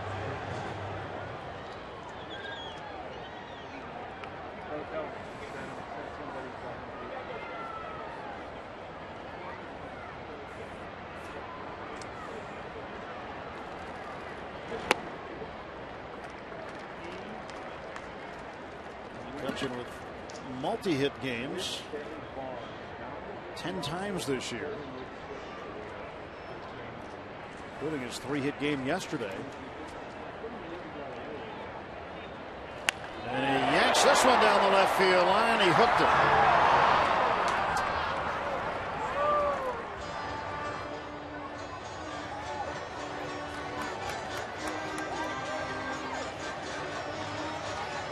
Just our luck, we had a cameraman right there. Terry was standing by. He knew there was going to be a ball hit down there. But how often does that happen? It's like he knows where the ball's going to be. I don't know. It's spooky. Terry always knows right where to be for those foul balls. Not his first rodeo. See Terry, our cameraman, right there on the steps. I mean, he knew it. He knew to be there. Yeah, pretty amazing. Range is positioning. That's right. Just knew where to be. That's studying the foul ball spray charts. In the air, deep. This one going. This one gone. A home run for McCutchen. And the Pirates lead it 3-1. We need one more.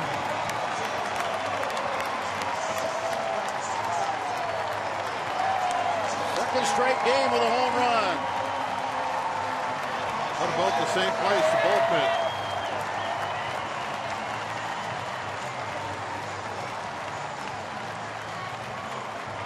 RBIs 26 and 27 for McCutchen. He's now tied with Marte for the team lead. He's since May, was it 5th? Marte swinging bunt. Nice will throw him out. May 7th, hitting 370. He is turning it on. You talked about it, I think, his last at bat, about how he hits once the temperature starts coming up. We're seeing a lot more of the 80s. And we're seeing a lot more of this because of it.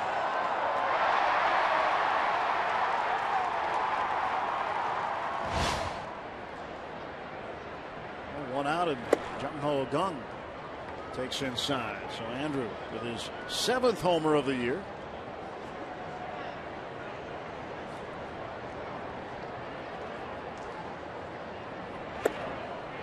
And now Kutch, more like the Kutch we've been accustomed to over the past couple of seasons.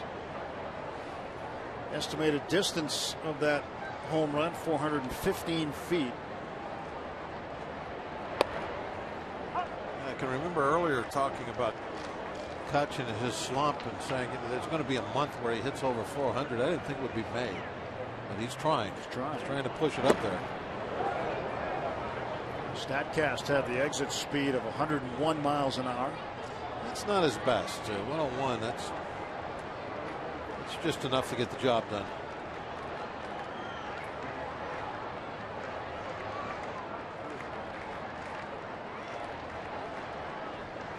Launch angle of 20 degrees. 29 degrees. Beg your pardon. 29 degrees. You got to be, I guess, about 28, 29, somewhere in there to get it out. That depends on your exit speed. By exit velocity, check out the batting average, 110 plus, average of 745. And Jung Ho Gun going down to first base. Second walk of the inning for Nice. You know what that tells you? The better you hit the ball, the more hits you're going to get. 10.6% over 100 miles an hour leave the park.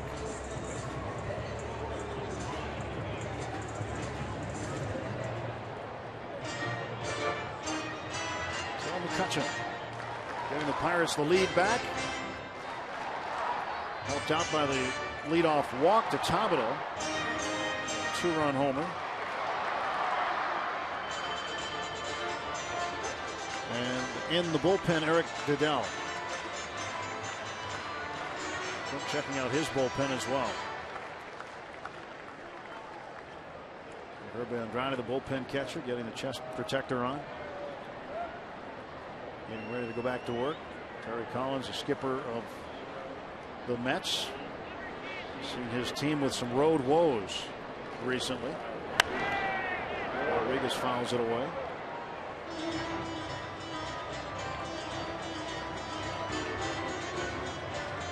.280 for Sean Rodriguez. And Liriano now with a lead again. And getting up, Archimedes Caminero.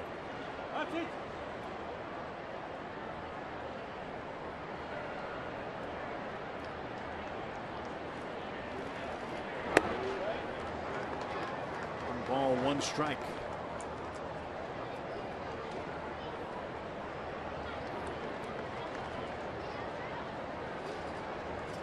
Tweet scrolling by at the bottom of your screen regarding the McCutchen home run. You can always get us here. Hashtag Bucks Brew. Broken bat roll that is short.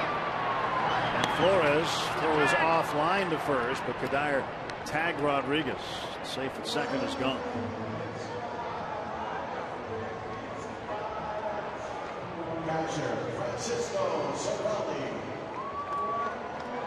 Rodriguez was upset that he didn't see that coming slide with his reaction afterwards.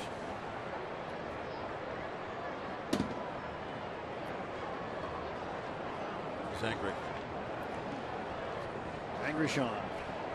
He'll get over it. If you can see that the throw was going high or offline, you can get down, get underneath the tag. I think that might be what he was upset at. Checking the Gatorade level there, seeing how. Just gave it a body blow. Yeah. That's how you check, see if there's any line.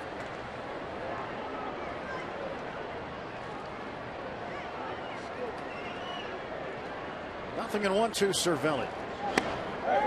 What's up? An appeal. Sean is definitely a competitor. We were talking earlier about how he loves to play no matter where you put him out there. He does not care, wants to get in the game. He leaves it all on the field. He plays hard all the time, like that guy, Garrett Cole. I asked Garrett yesterday, I said, I don't know what they like more on Friday night, your 10 strikeouts or the way you ran out that ground ball. Yeah. He said, well, probably not supposed to be doing that, but I said, well, I don't blame you. You want to win.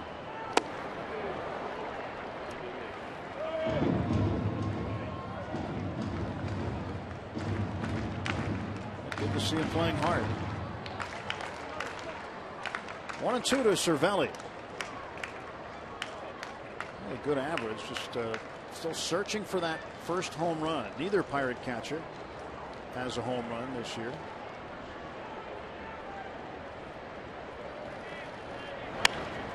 This one looped into left center field. That's going to get down for a hit. And Cervelli will get his 10th RBI as Jung-Ho Gung steps on home plate. It's 4-1. Yeah, that's a big RBI right there. The 2 outs, adding on, pushing that lead up another run.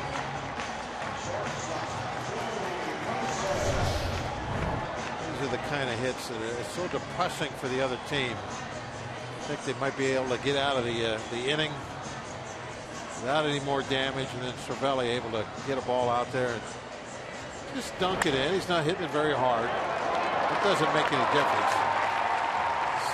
It's still a big run. So Jonathan Neese is chased after 4 2/3. Eric Goodell will come in to replace him when we come back.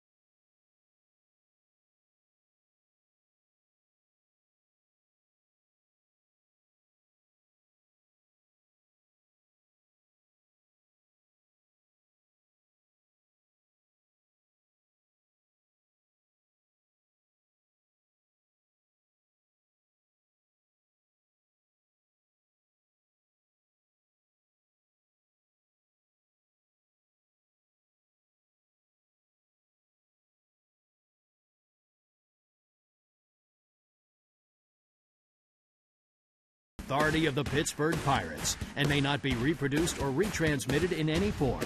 And the accounts and descriptions of this game may not be disseminated without the express written consent of the Pittsburgh Pirates. 4-1 Pirates, bottom of the 5th. Lots of traffic out of the river, lots of traffic inside PNC Park. Rotunda as well. Kids Day, a family day. It was holiday weekend. Eric Goodell will face Jordy Mercer. Mercer last time up had a run scoring double. He was 1 for 1 today. Goodell takes over for Jonathan Neese. 17th appearance for Goodell. Coleman's hitting 182 against him. And Jordy pops this one up. Way up there. Way up there. I'll tell you what, that's about a 1/4 inch on the bat from being way out of here. So Mercer ends the inning, but the Pirates end up picking up 3 runs.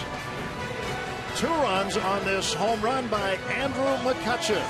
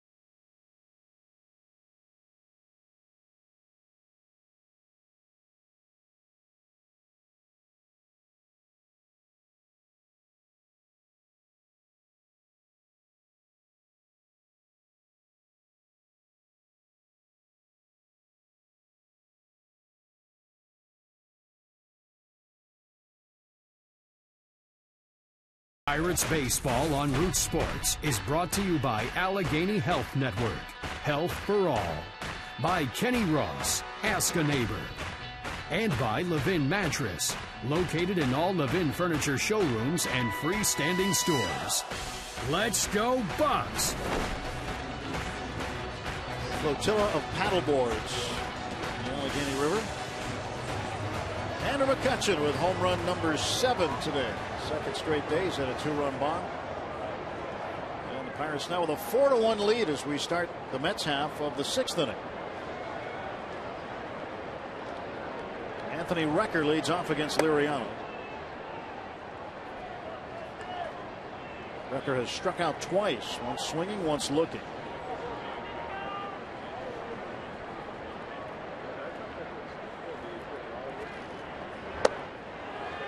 Ball and 1 strike.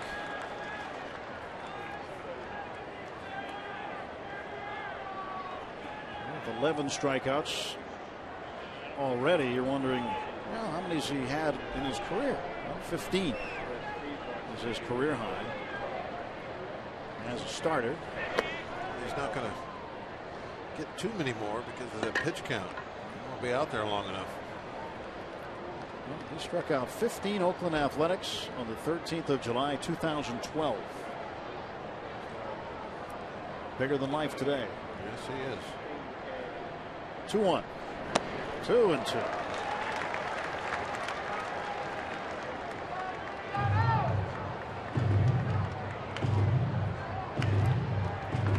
It's number 99 coming up.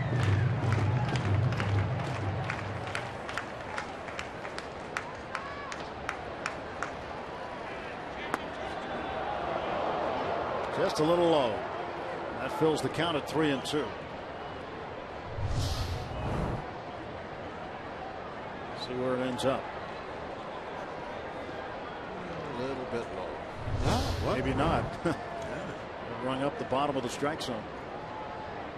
3-2 pitch.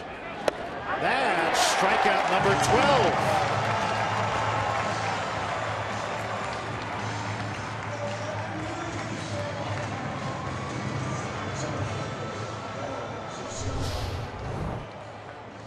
You can't take 2 strikes in a row when you already have 2 strikes on you.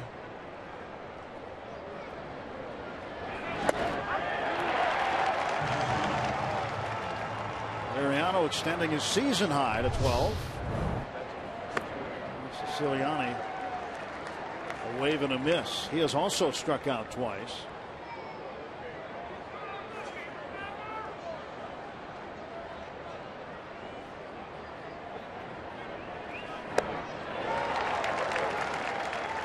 Mets offense continues to be challenged by the Pirates pitching this weekend. Maybe he will get 15. He might. He's working on 13 now. Throws another slider. It's a foul ball. Broken bat. Didn't get it far enough away. Left it over the plate. Well, what a difference 5 days can make. Time in between starts. His last start Tuesday, his shortest outing of the year. Just 2 innings against the Twins. And just outside. Kevin Long on the left talking to Michael Kadire. Long, the hitting coach. Robbie mentioned him earlier. We've been with the Yankees for a while.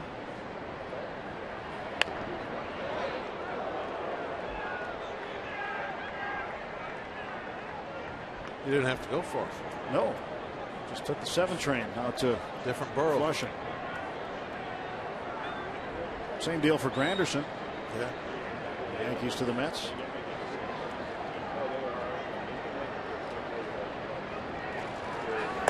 Right on the edge, perhaps. That's where Cervelli held it. Looked like Liriano hits the target. Target just outside. The 2-2 pitch. Right at Sheehan. What a play! A backhanded stab of a low liner. What do you say? Wow. A bullet. at J.A. smiling.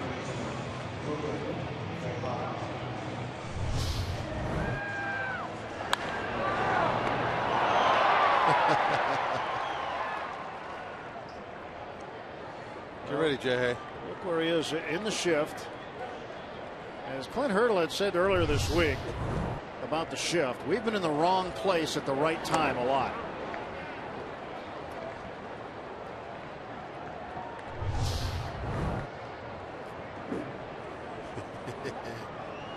That ball was kind of hooking back at him. He started to move to his left.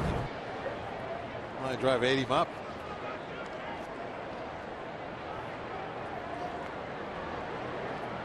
Nothing in one to Ruben Tejada, the third baseman. Tejada walked and scored the lone Mets run in the fifth. Struck out swinging back in the second.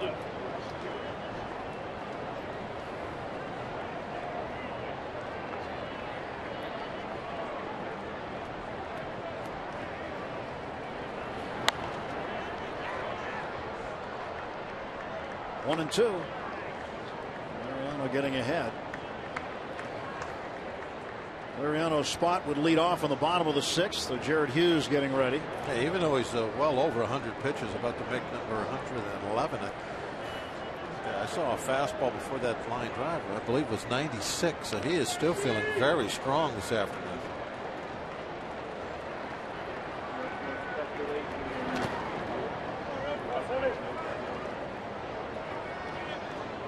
Two and two.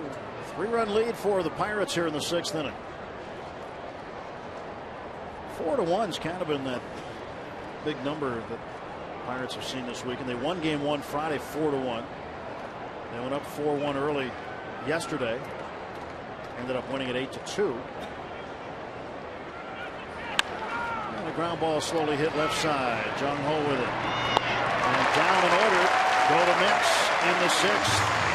Francisco Liriano, a dozen strikeouts today. Pirates with a 4-1 lead.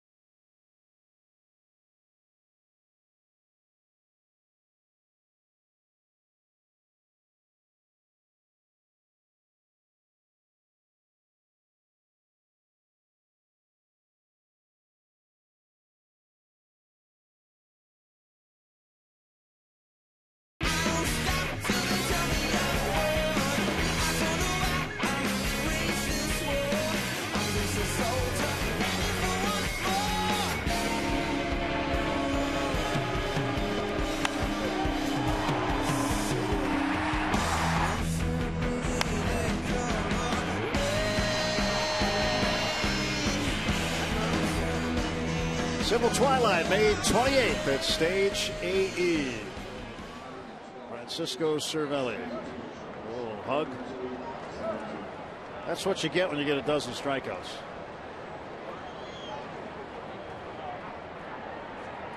So Gregory Polanco will pinch hit. 2 an inning. Amazing. 12 and 6.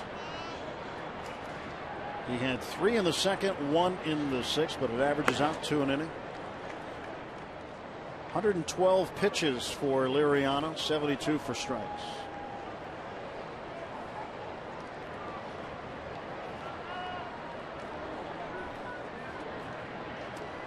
One out to Polanco. 2 balls, no strikes. 231 the average for Gregory. Now the Pirates can get some of their left-handers in the ball game. Right-handed reliever in. Edgar Alvarez didn't start today. Switch hitter Neil Walker also didn't start today. 2-1.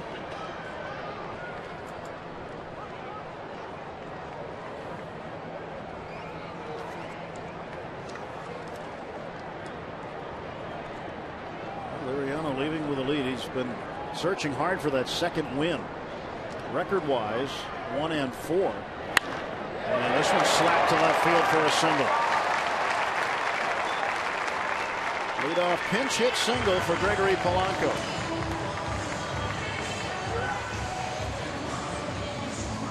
How about one more home run? Somebody put one out of here. Who will it be? Flicking that ball in the left field. Beginning of our telecast, Bob called for 10 strikeouts and 2 home runs. We've got 10 plus strikeouts and 1 home run. And I mean, all I was doing was repeating the formula from the previous day. I mean, it was a winning formula, so let's stick with it. Don't fix what's not broke. Jay Hay in the air to right center field. That one was caught for the first out of the 6th inning for the Pirates. 1 down, Polanco back to first.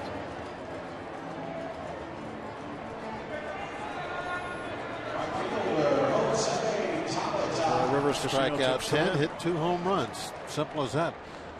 Those would be great tips to have every day. Well, put them up tomorrow too. See what happens. I'm on radio tomorrow. I'll have to be Steve will have to have tips tomorrow.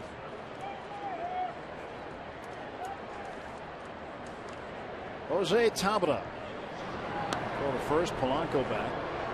Polanco was running. Big flinch towards second.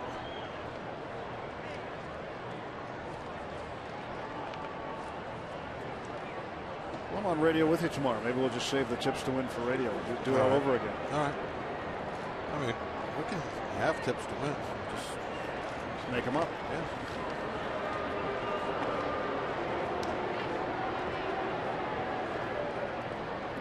It's not like we haven't made anything up before. That's what's the beauty of radio. We do what we want over there. We do what we want. Pitch to Tabata from Goodell. This one down to third. Tejada throws to first.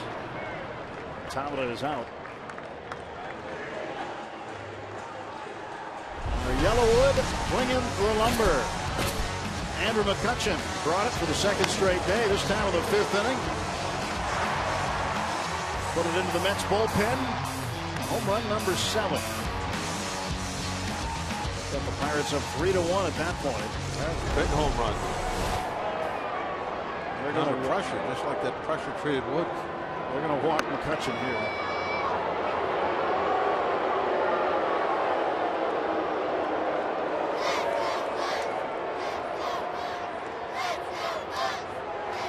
Great group of kids there. They get to run the bases after the game today. Every Kids Day Sunday.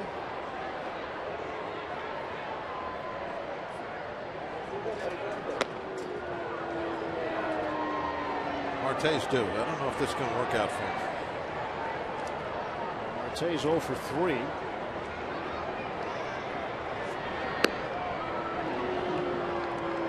He's 0 for his last 13. Starling Marte.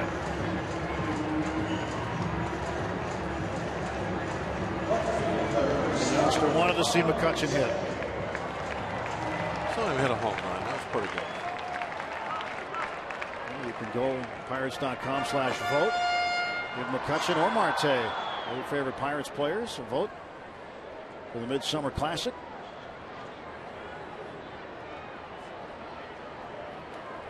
Kutch owns Pittsburgh. Yes, indeed.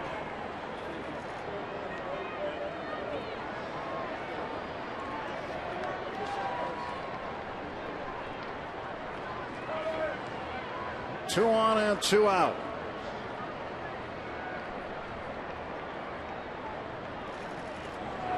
Marte to left field and deep. Mayberry going back. There is ball. It's gone. A three-run shot for Starling Marte.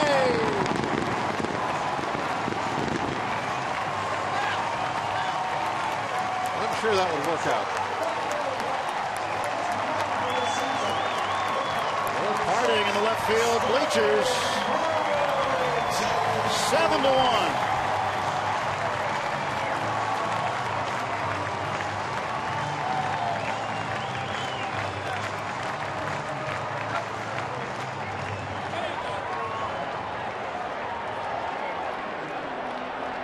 That breaks the 0 for 13 skid. And it is the second home run in this game predicted by one Robert Nostradamus Waugh. You know, it's tough pitching against somebody 0 for 13, somebody that's talented, like Marte. I mean, he's going to get you eventually. I mean, he just can't keep going. And he wasn't 0 for today because he was swinging bad. They had really pitched him tough. Remember that one at bat we were talking about? Nice just kept him crowded the whole time. Wouldn't give him any room to breathe. Kept that ball in on him. Just waiting for something out over the plate, and he finally got it.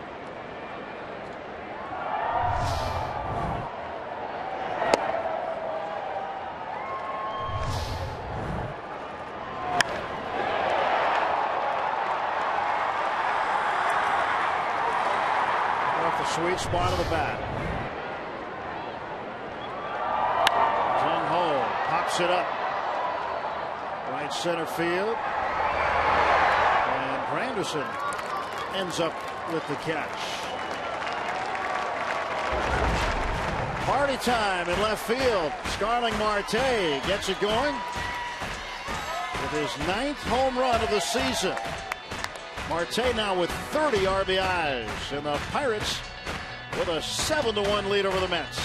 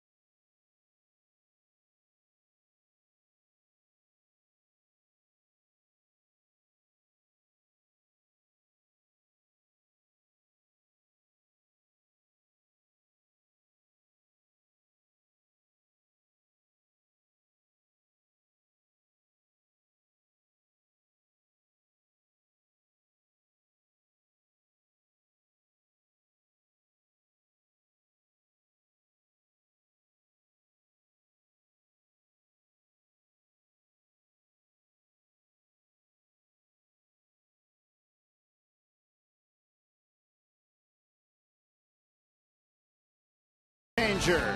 Starling Marte. See you later. Number 9. He didn't have his 9th home run last season until August 24th. We're here on May 24th. He's got number 9. Drives in 3, 30 RBIs for Marte. Jared Hughes takes over a 7-1 ball game to start the 7th inning. And Jordy Mercer throws out Johnny Monell, who came in to pinch hit in the pitcher's spot. Good whiff by Jarrett.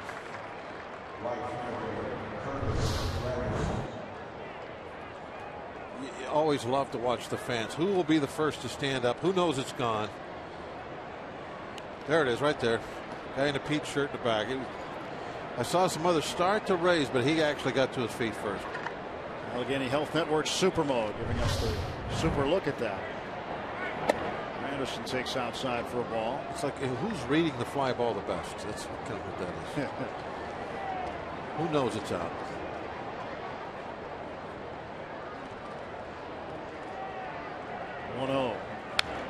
Fouled off. Gregory Polanco remains in the game in right field. He'll be ninth in the batting order. Jared Hughes goes in for Jose Tabla.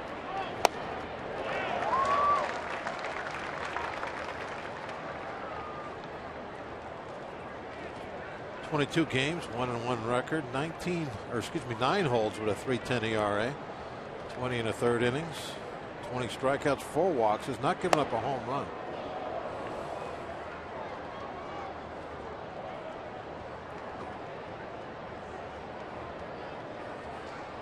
He struck out twice today and fly to center. This time he goes to left field and deep. Marte going back. He's got room and right in front of the track makes the catch for out number 2. Be interesting to see what Marte's numbers are from last year's All-Star break till right now. Different. Oh, it's almost like looking at not quite a full season, but close. Well, he was battling the strikeout in the first half of the season last year. He chased a lot of pitches. Yeah, he really came of age that second half of the season. Starting to fulfill the great promise of the athleticism he has, the bat speed.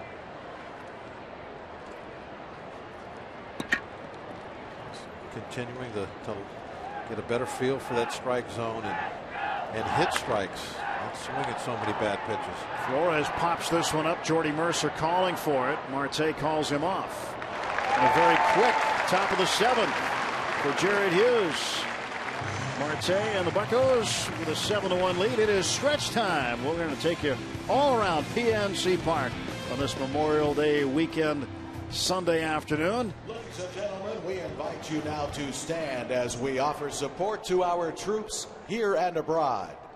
Today, the Pirates and Sports Clips are proud to salute Brian Jarrett, a highly decorated veteran of the United States Army who served our country in Afghanistan in support of Operation Iraqi Freedom. After his service in the military, Brian and his wife Toshula, who is also a U.S. Army veteran, moved back to Pittsburgh, and we are proud to have Brian here on the field today.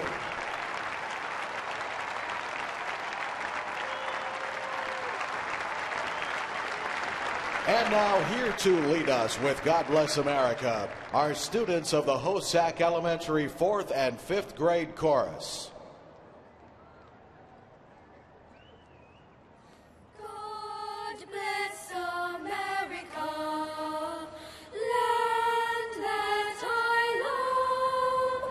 Stand beside her and guide her through the night with the light from above.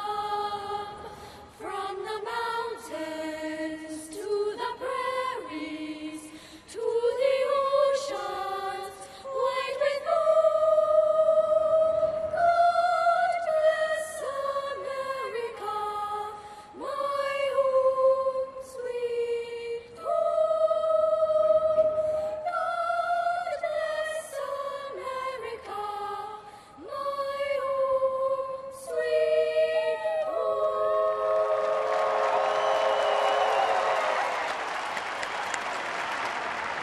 Fans, it's time for the 7th inning stretch. We invite you to follow the bouncing Eaton Park Smiley Cook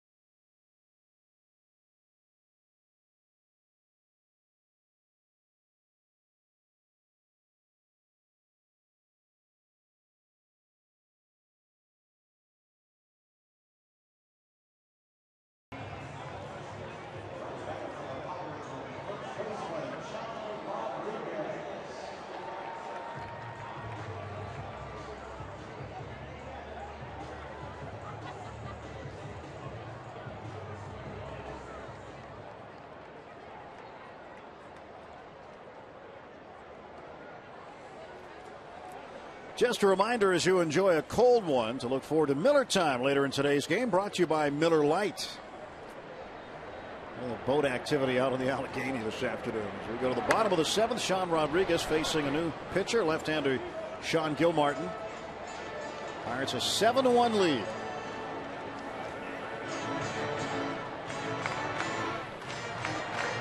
th appearance for Gilmartin this season. 213 earned run average. Up front is Sean, and count is now 0-2. Got in front, really pulled the string nicely on one. Way too early.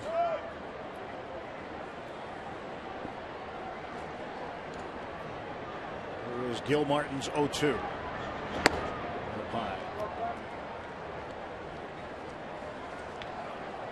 Well, the 10 strikeout, 2 home run thing that you predicted. I got a tweet in from a viewer with a new name for you, Bob. This one tapped just past the mound, left side. Flores goes on to first to get him. That was something nice. It is nice. Walk Stradamus. That was good. All right. That was nice, yes. And Bob will be available after the game to give out next week's lottery numbers. Do palm readings. No, palm readings? On the main level, yeah. Okay. You can either run the bases or come by and I'll read your palm. Cervelli takes ball 1. I'll have a booth down there by where Teak is. Right. You gonna wear a cape or something? Yeah, one of them like hats. A little hat. Yeah. Karnak. 1-0 pitch. And that is a strike.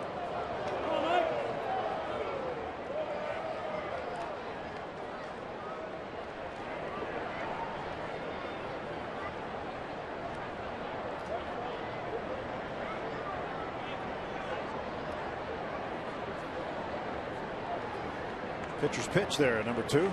Yes, it was. Cervelli belts this one in left field, a base hit.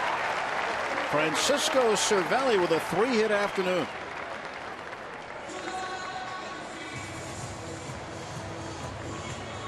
I told you there was a good crowd here. You want to predict the attendance there, Bob? Oh, too late.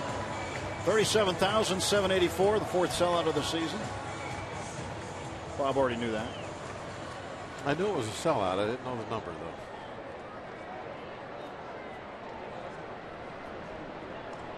Backed up along the rotunda.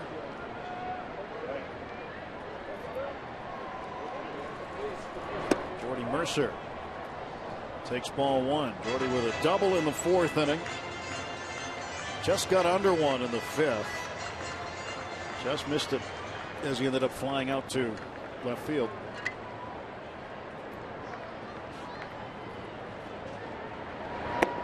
There's some mechanical issues that they picked up on with Mercer, and they gave him the weekend off in Chicago to work on them. And of course, Jung Ho Gung continues to hit, so he was going to be in the lineup. Jay-Hay also hitting. So they had to find a place for Mercer. Need to get him some at bats.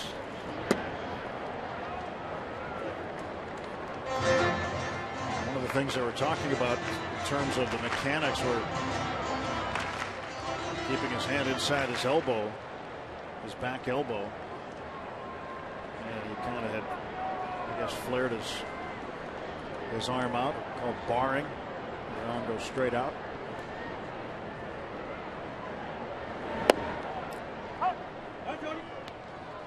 So Jordy's worked hard to try to correct his mechanics. We've seen him hit some balls hard. Just missed a home run by about a foot.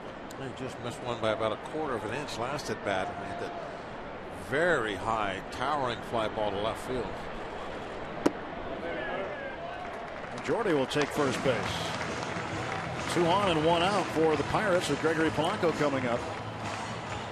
It's a Pirates Club just for kids. The Buckaroos Kids Club, presented by Chick-fil-A, offers special members-only benefits for kids 14 and younger. Club benefits include free Pirates tickets, buy one, get one ticket vouchers, Chick-fil-A coupons, Pirates gear, the Buckaroos Kids Club newsletter, among other great items.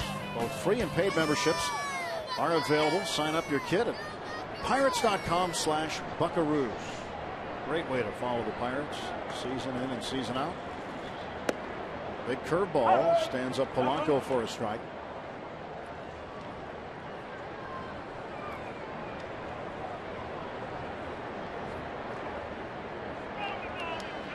Two on, one out.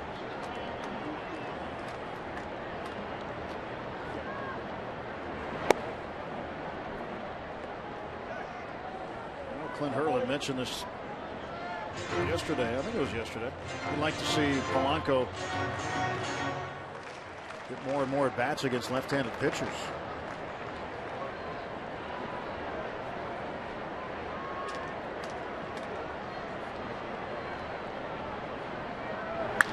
That one right off of the pitcher, and that'll be a hit for Polanco. That was rocketed off of Sean Gilmartin. Gilmartin didn't really react to it at all, so I'm assuming it didn't really catch him good, but it sounded like it hit him good.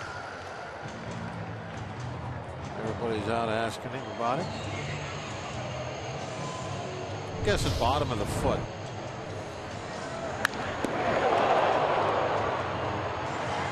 That almost looked like the top of the foot. I thought if it hit him on top of the foot, he would have some kind of a reaction to it. And Jordy Mercer had a duck to get out of the way of it.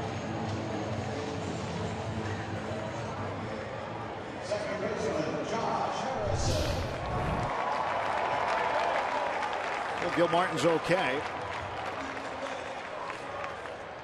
And he'll now face Josh Harrison with one out and the bases full of Bucks.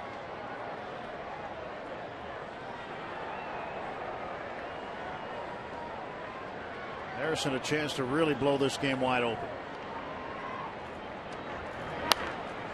Strike one to Josh. 1 for 4 this afternoon.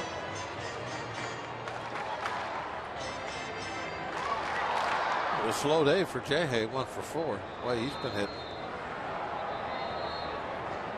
Able to extend that hitting streak. That one hit. He's hit in 11 games straight.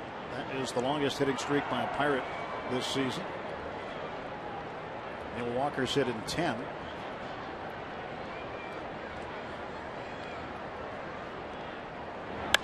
Josh pops it up. Pretty well hit. Up from the warning track, it is caught. Cervelli will come in to score. And that's the 14th RBI for Josh Harrison on a sacrifice fly. It's now 8-1.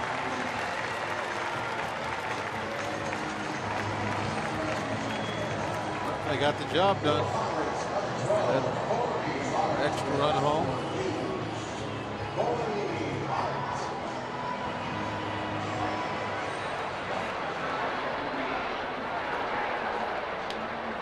Big day for Cervelli at the plate. 3 hits, and now Corey Hart getting an opportunity today. He'll pinch hit in the pitcher spot for Hughes. 6 for 16 as a pinch hitter with a homer. That home run came here at PNC Park, and he hits a slow roller toward the middle. Flores won't get it, a base hit. Mercer scores. Polanco on to third base. It's 9-1. Another RBI pinch hit for Corey Hart. He is becoming the pinch hit master. For a long time, I guess until Tabata got called up, he was the only Pirate with a pinch hit. And now Tabata has 2. Polanco has 1. I think Flores closed the glove too soon. He had the glove there, but it closed on him and it hit the outside of the thumb. That's his hero at the plate right now. Touch has his undivided attention. Been a lot of heroes this weekend we're talking about with the Thors and Batmans. Kutch is easy. He's Superman. He's got all the powers.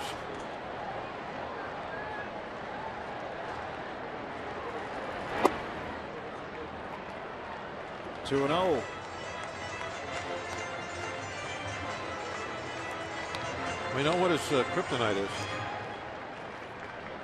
Month of April. Doesn't like the month of April. Certainly was this year. And he limited his at-bats in spring training to about 30 plus. He had about 35 or fewer at-bats in spring training, which was different for him. Battling some lower body soreness. He kept on maintaining that the knee was not an issue. And cuts to right field this time. Granderson coming on will make the running catch. Pirates add 2 more in the 7th. Lead it 9-1 heading to the 8th.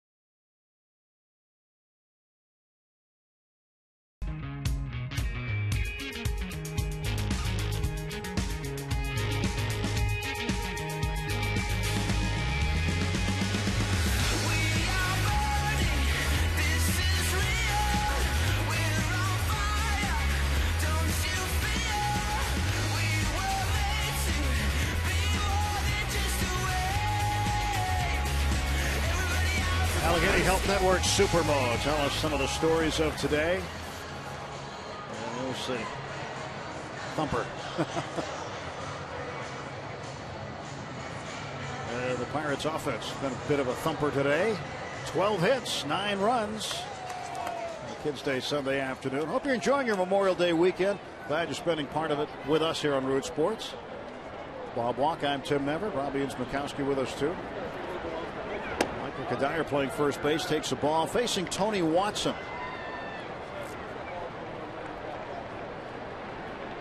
Seems like Tony hasn't been out there for a little while. He's usually pitching almost all the time. See Tony's great numbers.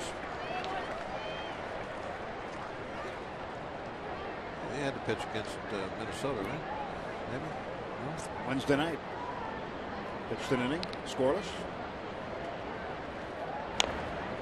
Swinging bunt. Tony's got it. 1 out.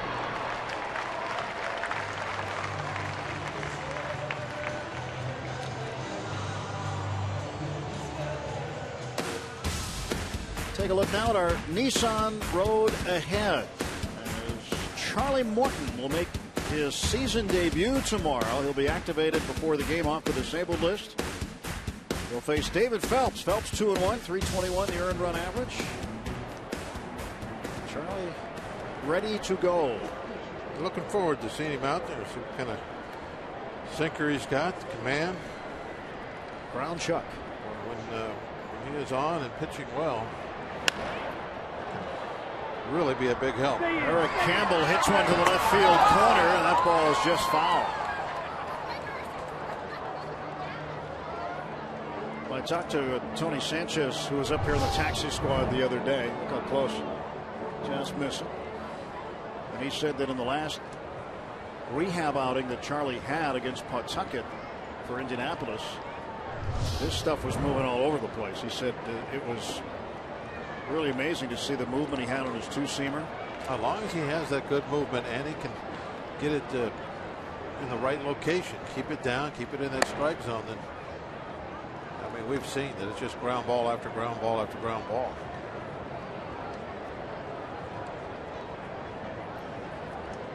Brown Chuck, see him for the first time this season tomorrow night. Swing and a miss by Campbell. And the rest of the series, as far as the Pirates are concerned, they know who they're throwing. But the Marlins have not indicated who they will throw. Jeff Locke will go Tuesday night. Garrett Cole Wednesday afternoon. Swing and a miss, and Campbell down on strikes. 2 gone. Both Matt Latos and Henderson Alvarez placed on the disabled list. Various injuries.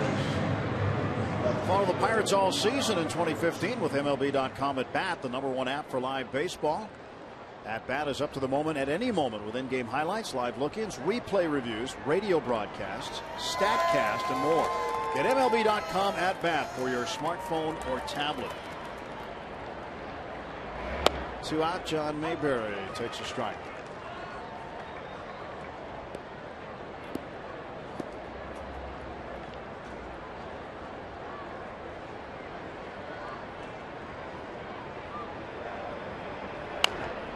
Strike 2. Strike 1, rather. No, that is strike 2. Beg your pardon. 0-2. Mayberry had a double earlier in the game. First at bat in the second inning. Since then, he has grounded out and struck out.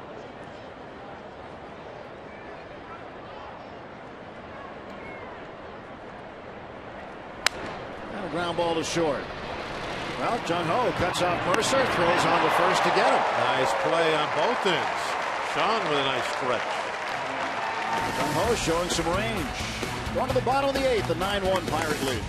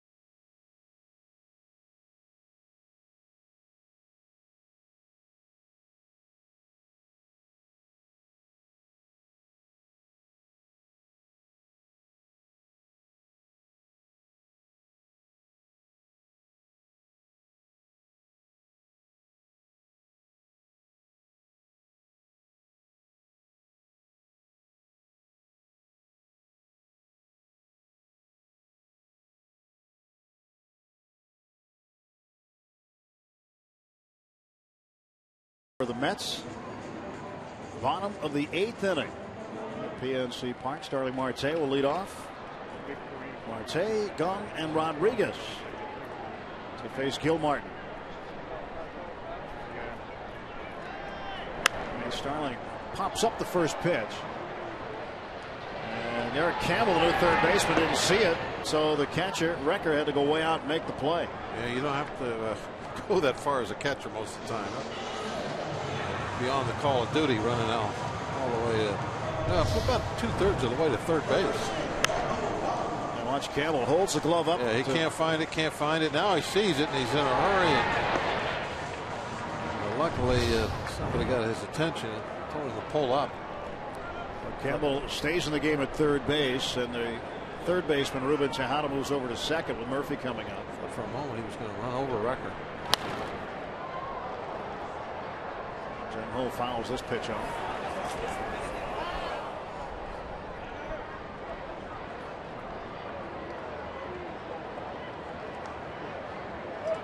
One for 3 today.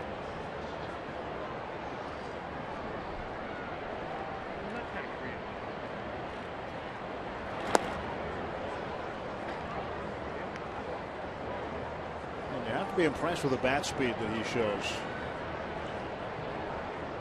Gets that bat head out in the hitting zone really quick.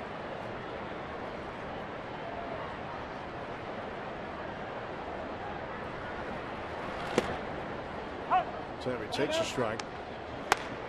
I have to check his exit speeds. We can do that. That's right. We can do that now.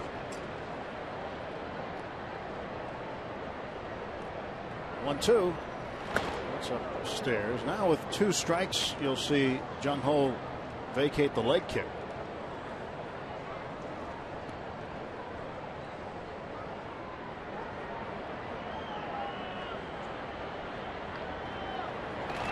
And reach for that one. And leg kicked. He did. He'd been taking 2 strike swings without it. Pirates continue this homestand tomorrow. They open a 3-game set against the Miami Marlins with Charlie Morton set to make his season debut. Coverage starts at 6:30 with Pirates pregame presented by WB Mason right here on Root Sports. Greg and Steve on TV for that one tomorrow night. There's a nice play by Flores, a diving stop, takes a hit away from Rodriguez. So the Pirates gone in order in the bottom of the 8th, on to the 9th. It's a 9-1 Bucco lead.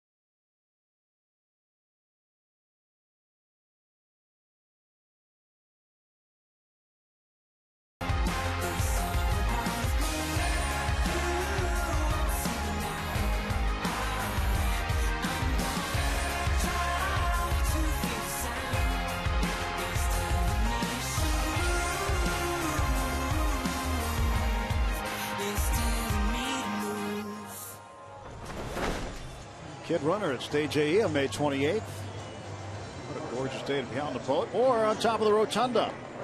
We go to the top of the 9th. Bucco fans getting ready to raise that and break out the brooms. Pirates are 3 outs away from their 3rd sweep of the season. It's always good to put the Jolly Roger up there on a broomstick. Yeah. Good way to do it. Archimedes Caminero comes in to try to finish things up today. Pirates did sweep the Milwaukee Brewers here in April, and then also in April out in Arizona swept the Diamondbacks. Archimedes more strikeouts than innings pitched with that big fastball of his. Facing the catcher Anthony Recker.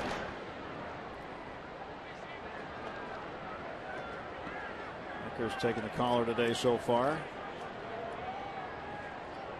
3 strikeouts.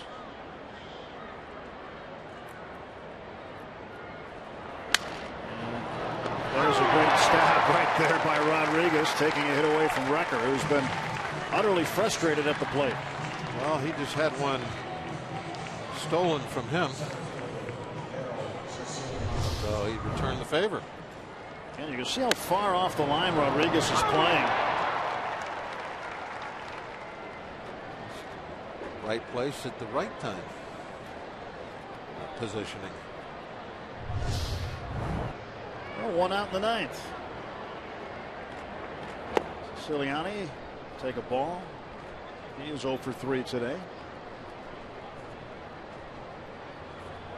Sean going the route defensively at first base today. A tough day offensively. Took an 0 for 5, but I'll tell you what, that first at bat, I mean, he committed to moving the runner over with that little jam shot ground ball when they were pounding him inside. I mean, that in my mind, I'm giving him a hit for that. That's how you win games, is get yourself up in those situations. Well, and Flores took a hit away from him with a diving play in the bottom of the 8th. And there's the second major league hit for Daryl Siciliani.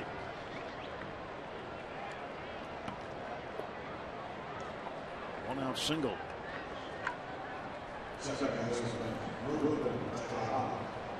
Well, the only thing missing from this game today has been a double play. No chicken sandwiches. No time like the present.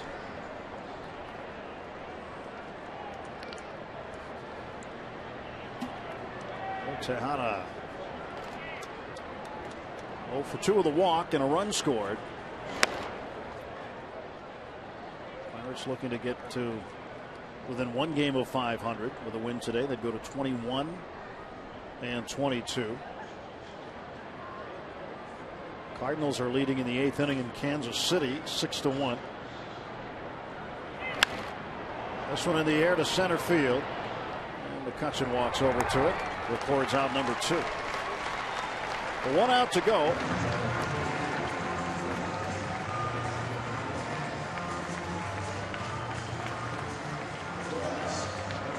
Cubs in Arizona just underway. Cincinnati has lost again. Cleveland beats them 5-2 today. Reds have been scuffling lately.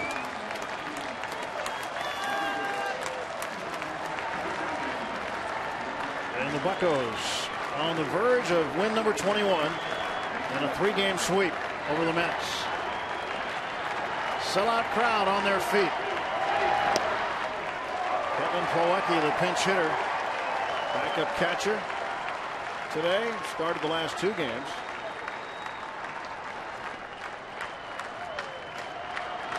Oh, 1 pitch from Caminero. Knocked him up foul. That'll be strike 2. Now the Bucks 1 strike away.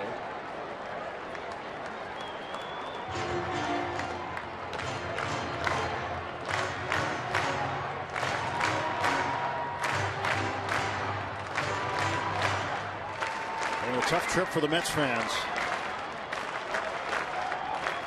A long drive home.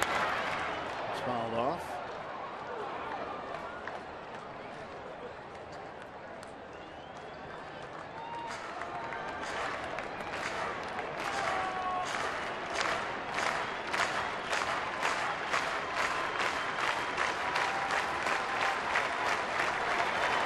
Whoa. Yeah. 98, just off the nose.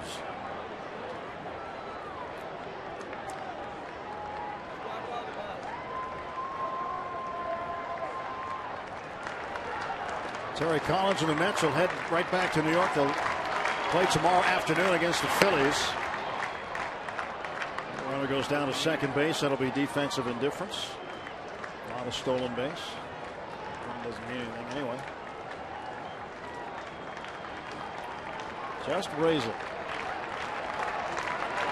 2 outs, 2 balls, 2 strikes to Plawecki. The pitch. There it is. 3-game sweep of the Mets in the books. Andrew McCutchen, second straight day with a 2-run homer. Starling Marte with a 3-run blast. And Francisco Liriano working with